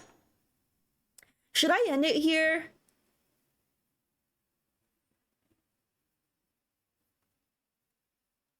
I kind of get it. I kind of get it. I understand how this can become a full-time job. I'm like, yeah, I want to keep going and see what happens. I mean, 15 minutes is still a lot of time. Let's keep going. The four of us cousins were enjoying our stories, just shooting the breeze. Anyway, there were both girls and guys here. Plus, we had people over a wide spread of ages. Adult, high school, and elementary school. Even if we just talked about our own lives, the other three kept listening attentively. I think I'm finally getting used to all this. Jessica and Maria have grown more than I could have imagined in the past 6 years. To be honest, I was feeling a bit uncomfortable, but talking like this, I guess that on the inside, nothing's really changed since back then. I agree. You haven't changed a bit even after 6 years. Even though your body's gotten gigantic, you're still a kid inside. You too. I'm a kid too. Well, even you aren't gonna be a kid forever, are you, Maria? I mean, aren't you gonna transform from a kid into a cute young lady? You're gonna transform from a kid into a cute young lady, aren't you? And when that happens, that flat as a board chest will reach Jessica's level, huh?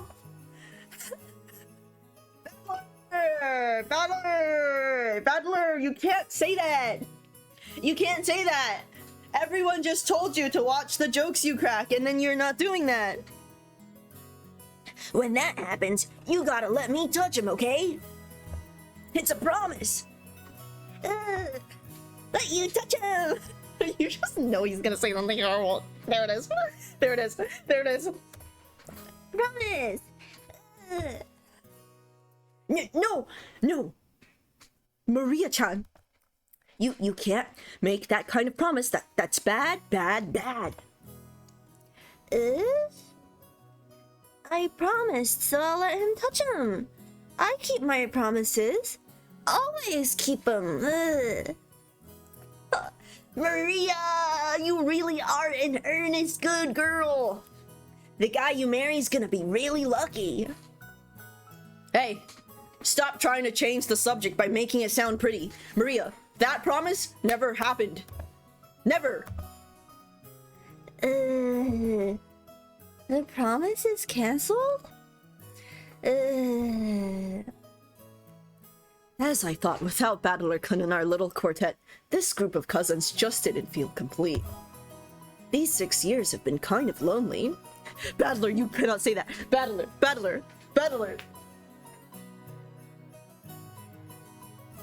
I'm turning on the fan. It's getting kind of hot in the room. That's true. We didn't really goof off like this. Still, we did have some pretty constructive conversations, right? Stuff about preparing for our future, exam taking, finding jobs. Oh, I'm so sorry. Now that I'm here, we just talk about stupid stuff and mess around. But I'm having more fun this year. That's true. I agree. This year's the most fun yet. Maria's sincere words probably spoke for everyone present. George Aniki stroked Maria's head and she giggled like a happy kitten. I think there was like a knocking noise. Pardon me, who is this? Your meal is ready. Oh, is this? Okay. A timid knocking sound and the equally timid voice of a young woman came through the door. Jessica answered brightly. Shannon, come in! You remember Battler, right? Jessica stood up from the bed and opened the door. There stood a servant girl who must have been about our age. It's been quite some time since we last met, Battler-sama. It's nice to see you after 6 years. It's me, Shannon. Trembling a little as she noticed me, she bowed deeply. Jessica had me surprised, but look at you, Shannon-chan. Oh my god, Battler, are you gonna say something? Battler, you need to be normal, okay? You've turned into a total beauty too, haven't you? You are too kind. Still, the food on this island must be really nutritional, huh? What are you eating and how are you training to get boobs that big? Guess I'll have to feel them a bit and see whether yours or Jessica's are bigger, okay? Bro, stop! Bro, stop! Bro, stop!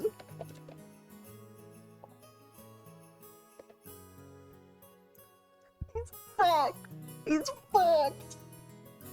With both hands poised and saliva dribbling from my mouth, I closed in. For the sake of justice and my personal honor, I'd like to...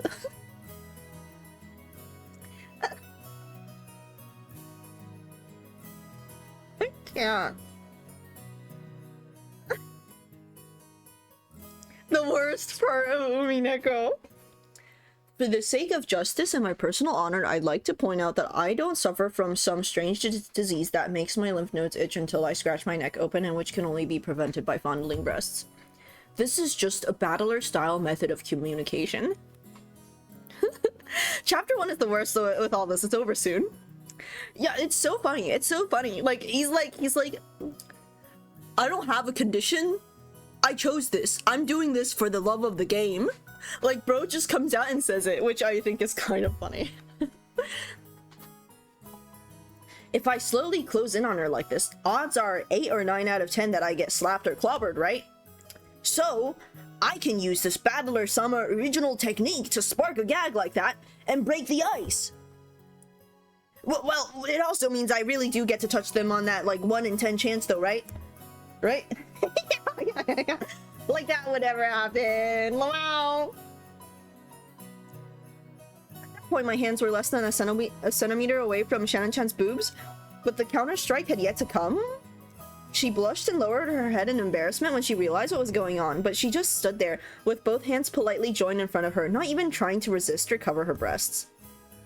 Hey, I wasn't planning on this! Please, hit me right now, or I'm seriously gonna... Someone else get... Yeah, thank God, Jessica! Thank God, Jessica! Of all the lines to get a Higurashi reference... Which is why I was glad that Jessica chose that time to drive her elbow into the back of my head.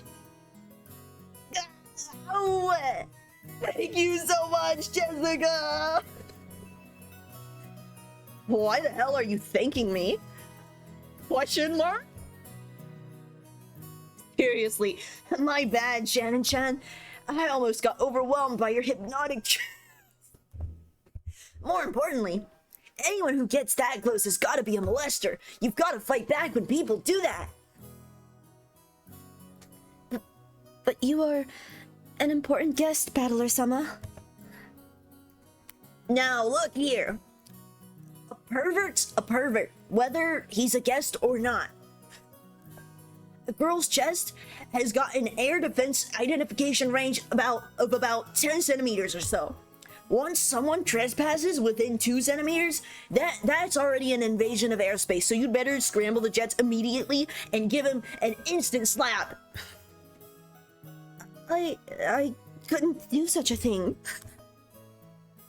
Because we are, furniture. Of course she didn't want her breasts touched, but if a guest so desired, she was prepared to sacrifice herself to suit their wants. A girl like this needs some urgent protection. To think that such devoted girls still existed in this era, it's enough to make a man dizzy. But no! No! I'm coming at you with a perverted face again! Knock me down! Look out! Pervert on the loose! This gag can't end until you deliver the punchline, so slap me! Please! Hit me! Oh, Battler is so... He's so... I cannot fulfill your request. Because I'm furniture.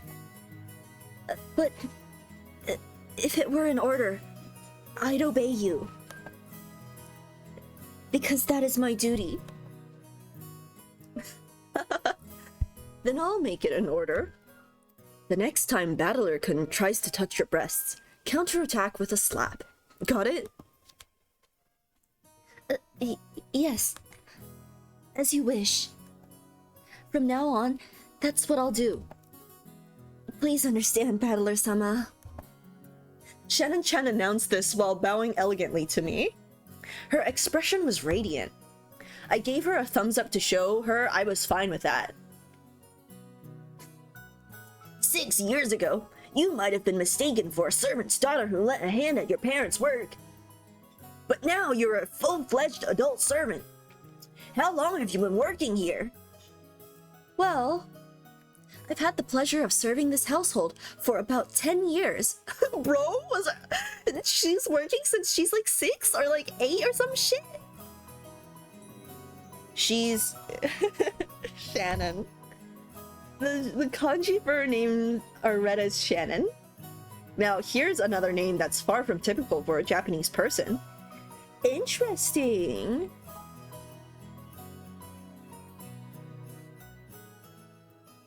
Is she also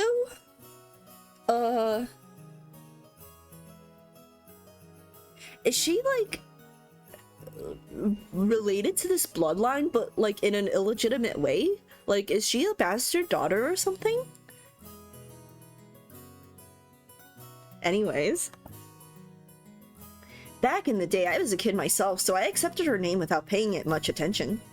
Thinking about it now, though, her name's pretty unusual, even though she's not a member of the Ushiromiya family. Maybe it's like a servant's, like, professional name or something. If so, that might explain why her name's so similar to Kanan-kun, that kid I met earlier in the Rose Garden. She's a long-term servant who served here since she was 6 years old. The child labor is insane. Her appearance had changed so much I couldn't match her to the person of my memories, but we both knew each other 6 years ago. That shy part of her had always been there, but she did seem to have developed the allure you'd expect of a girl her age. Especially in her breasts. Yes. Battler. Wait, mods, help. I don't know how to get rid of that from my OBS channel studio. Whatever. That kid we met earlier, Kanan-kun, is her little brother. He's not exactly my little brother. Still, he loves me like a big sister.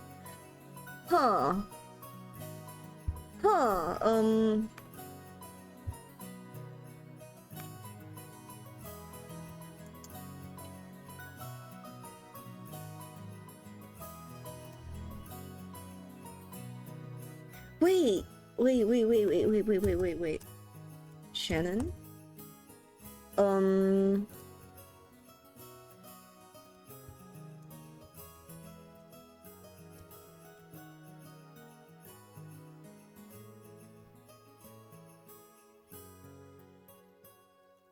So they're not related by blood?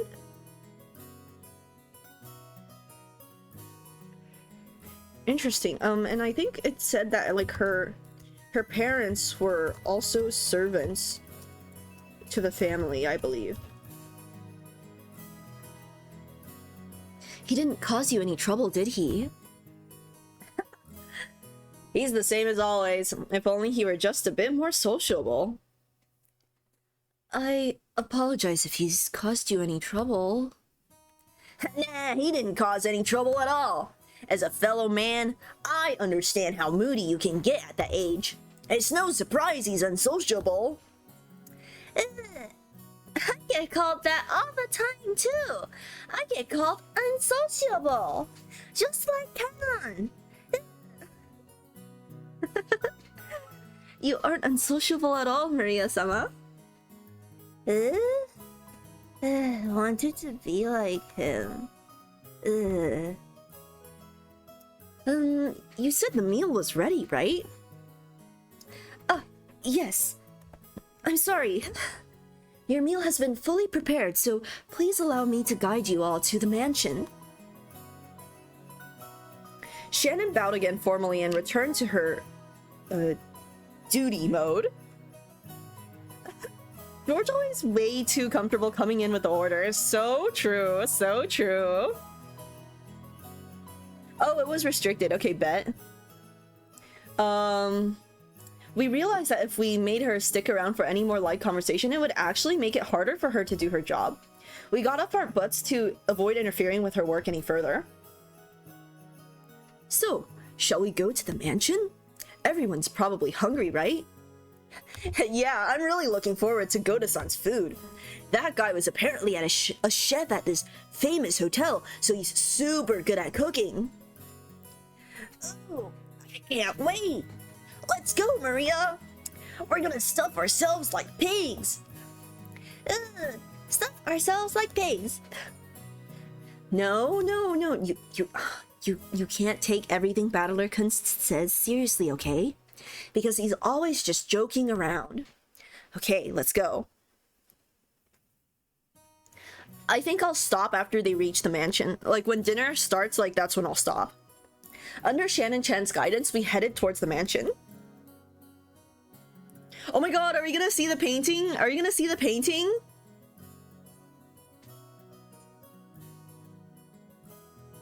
Met once again by the magnificent rose garden, we continued onward as the intimidating mansion of the Ushiromiya head family came into view. It had apparently been built shortly after the war, so you could feel the dignity of almost a half-century hanging about it. The building was gorgeous on the surface, but old as it was, equipment such as its AC and heating were apparently quite frail. According to Jessica, midwinter was especially tough, what with all the drafts.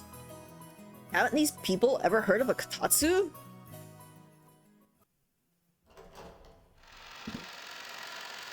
Oh my god, I just checked and I made 12 cents during my last stream. See, I told you! Your cents! As we entered the entrance hall, an aged servant greeted us. Now him I remembered. Genji-san, who had been working here longer than anyone, filled the role of head servant. Battler-sama, it has been quite some time since we last met. As our eyes met, he greeted me with a calm, composed voice.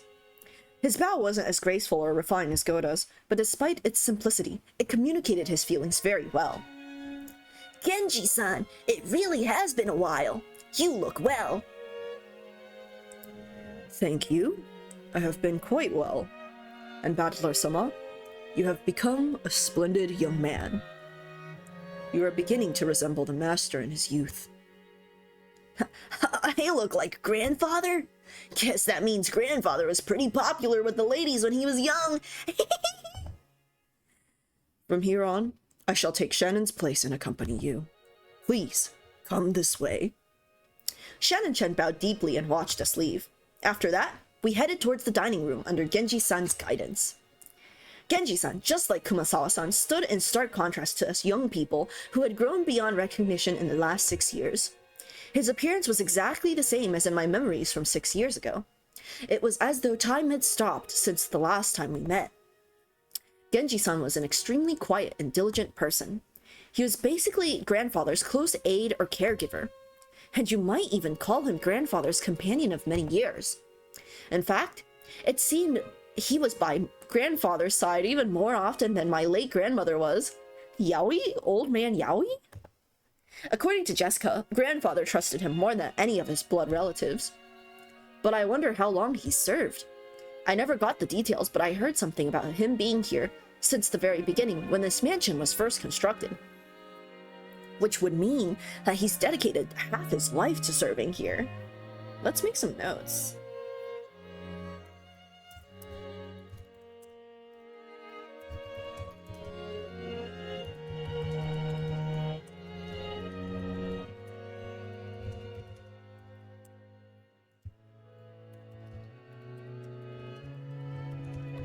Kinzo's most trusted specialist guy. It's easy to see why he's so trusted. As we passed through a massive hall that extended up into the second story of the mansion with no separating floor. Oh my god! It's here! I spotted something that hadn't existed in my memory of 6 years ago. It's here! It's here!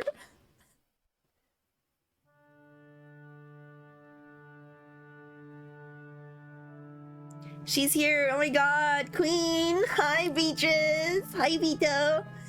Beatrici! Hi!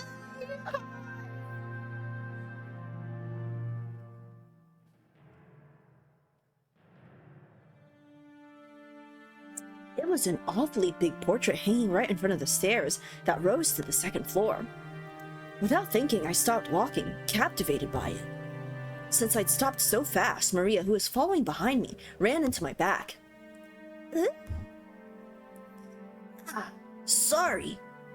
Hey, Jessica, has that picture always been there? I pointed at the big, prominently displayed portrait in the hall. The one we all came here for, I know. Everyone else stopped, too. Oh, right. When you last came here, that hadn't been hung yet, had it? When was it again? Well, if my memory doesn't fail me, it was put on display sometime around the year before last.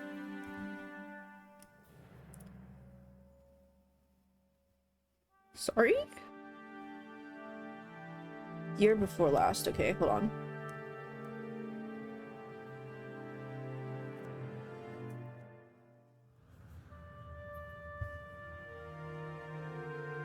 Wow, I completely forgot to take notes.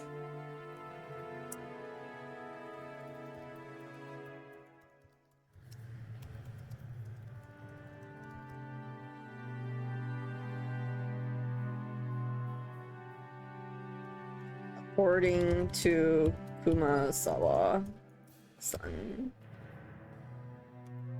Okay, I think this should be a new section. I think this should be like the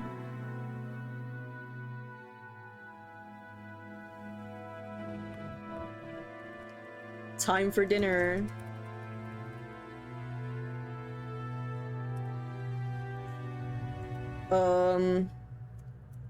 Big Beto portrait? And let's add an event. Nodding my head. I heart taking notes. So much stuff happened the year before. So much stuff happened 2 years ago. Beto portrait was hung.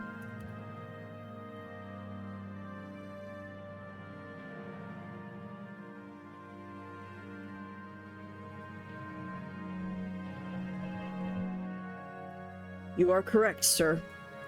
In April of the year before last, the master put it on display there, having previously ordered a painter to create it. Okay, we even got a month for this.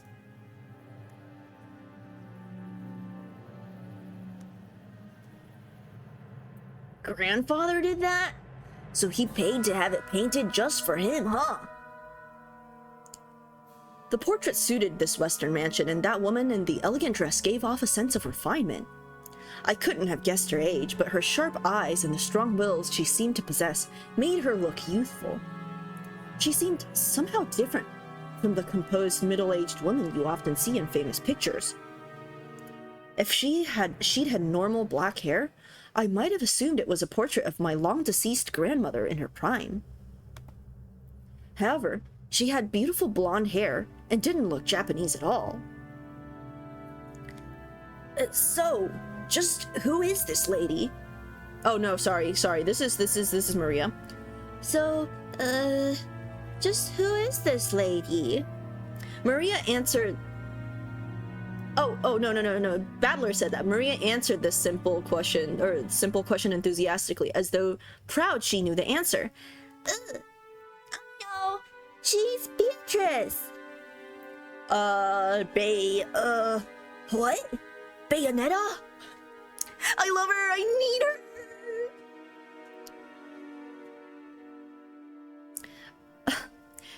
her. Beatrice. She's a witch. Didn't you ever hear stories about her long ago? A witch? You mean the witch of this island? I think I already said this, but Rokkenjima is a small island only 10 kilometers in circumference. However, that's actually pretty massive considering that only the Ushiromiya family lives here. So only the harbor and the area around the mansion were set up to be lived in. Beyond that, the island remained as untouched as when it was uninhabited. The vast and empty forest had absolutely no lights, phones, or people passing through. To understand how dangerous that is, you need to forget your common sense as a city dweller.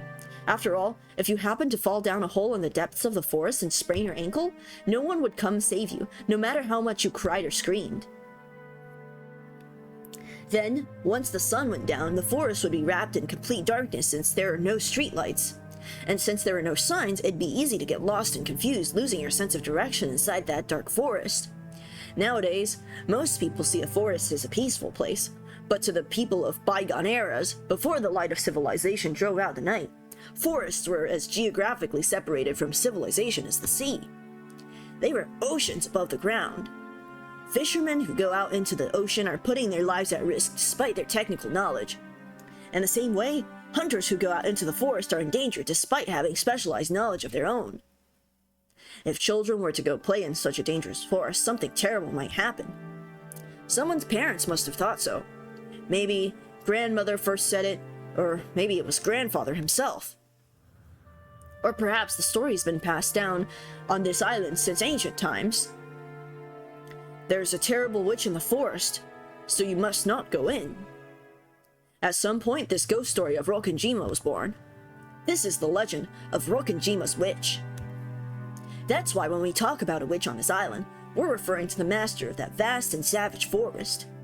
Come to think of it, when I stayed at this mansion as a little kid, during those eerie nights when the wind and rain pounded on the windows, I remember being terrified by a story of the forest witch who roamed around searching for human sacrifices. So, Beatrice, huh?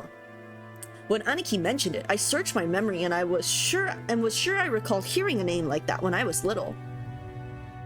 They're never gonna eat dinner. I see. Still, I totally forgot that the witch in that legend had an elegant name like Beatrice. Beatrice. I can't get myself to say it. I'll practice. So did grandfather go out of his way to have a portrait made? Just because we grandchildren didn't believe the story? She's the witch from grandfather's delusions. Ever since he had this picture hanged, he's been having a harder and harder time telling the difference between truth and fantasy. To us, she's just a witch that exists in grandfather's mind, but to him, she's a being that exists on this island. Exists. He says he had that painting made because the rest of us would be incapable of understanding otherwise. The whole thing's creepy as hell. Milady, this portrait is precious to the master. I beg of you, do not say such things in front of him. I know. Even if you didn't tell me, I'd never do something like that. Jessica glanced at the portrait with an irritated gaze before turning away. Let's go. We're making everyone wait in the dining room.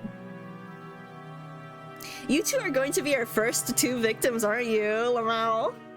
I'm hungry. Only a small portion of this island was controlled by the Ushiromiya family. All the lawless remainder was the domain of the witch, Beatrice. You might even call her the true ruler of Rokkenjima. I felt a faint revival of that unsettling sense of misfortune, which I'd felt when I learned of the tutelary god's shrine being struck by lightning. And I remembered that Kumasawa-san tried to tell an ominous story about Rokkenjima before Jessica stopped her. I don't know what she was planning to tell us about this island, but I do know one thing. It isn't the Ushiromiya family that rules Rokkenjima. It's the witch, Beatrice. That's right. After all, this is the witch's island. Okay, I think now is a good place to stop. Now is the good place to stop, I think. System. Save. I feel like we can overwrite this save. Okay. Okay, I feel like this is a good place to stop for the— oh my god. I feel like this is a good place to stop for the day. Thank you all so much for coming. we made some real progress. We saw Beatrice's portrait, even though I know way more happens even in episode 1, but I feel like we've made real progress. Thank you all so much for coming to stream today. Hopefully more Umineko next week, same time. Teehee. Yeah, thank you for coming, everyone. I'm having a lot of fun. I'm enjoying this. Anyways, I will go and, I don't know, do stuff. Yay. Bye-bye.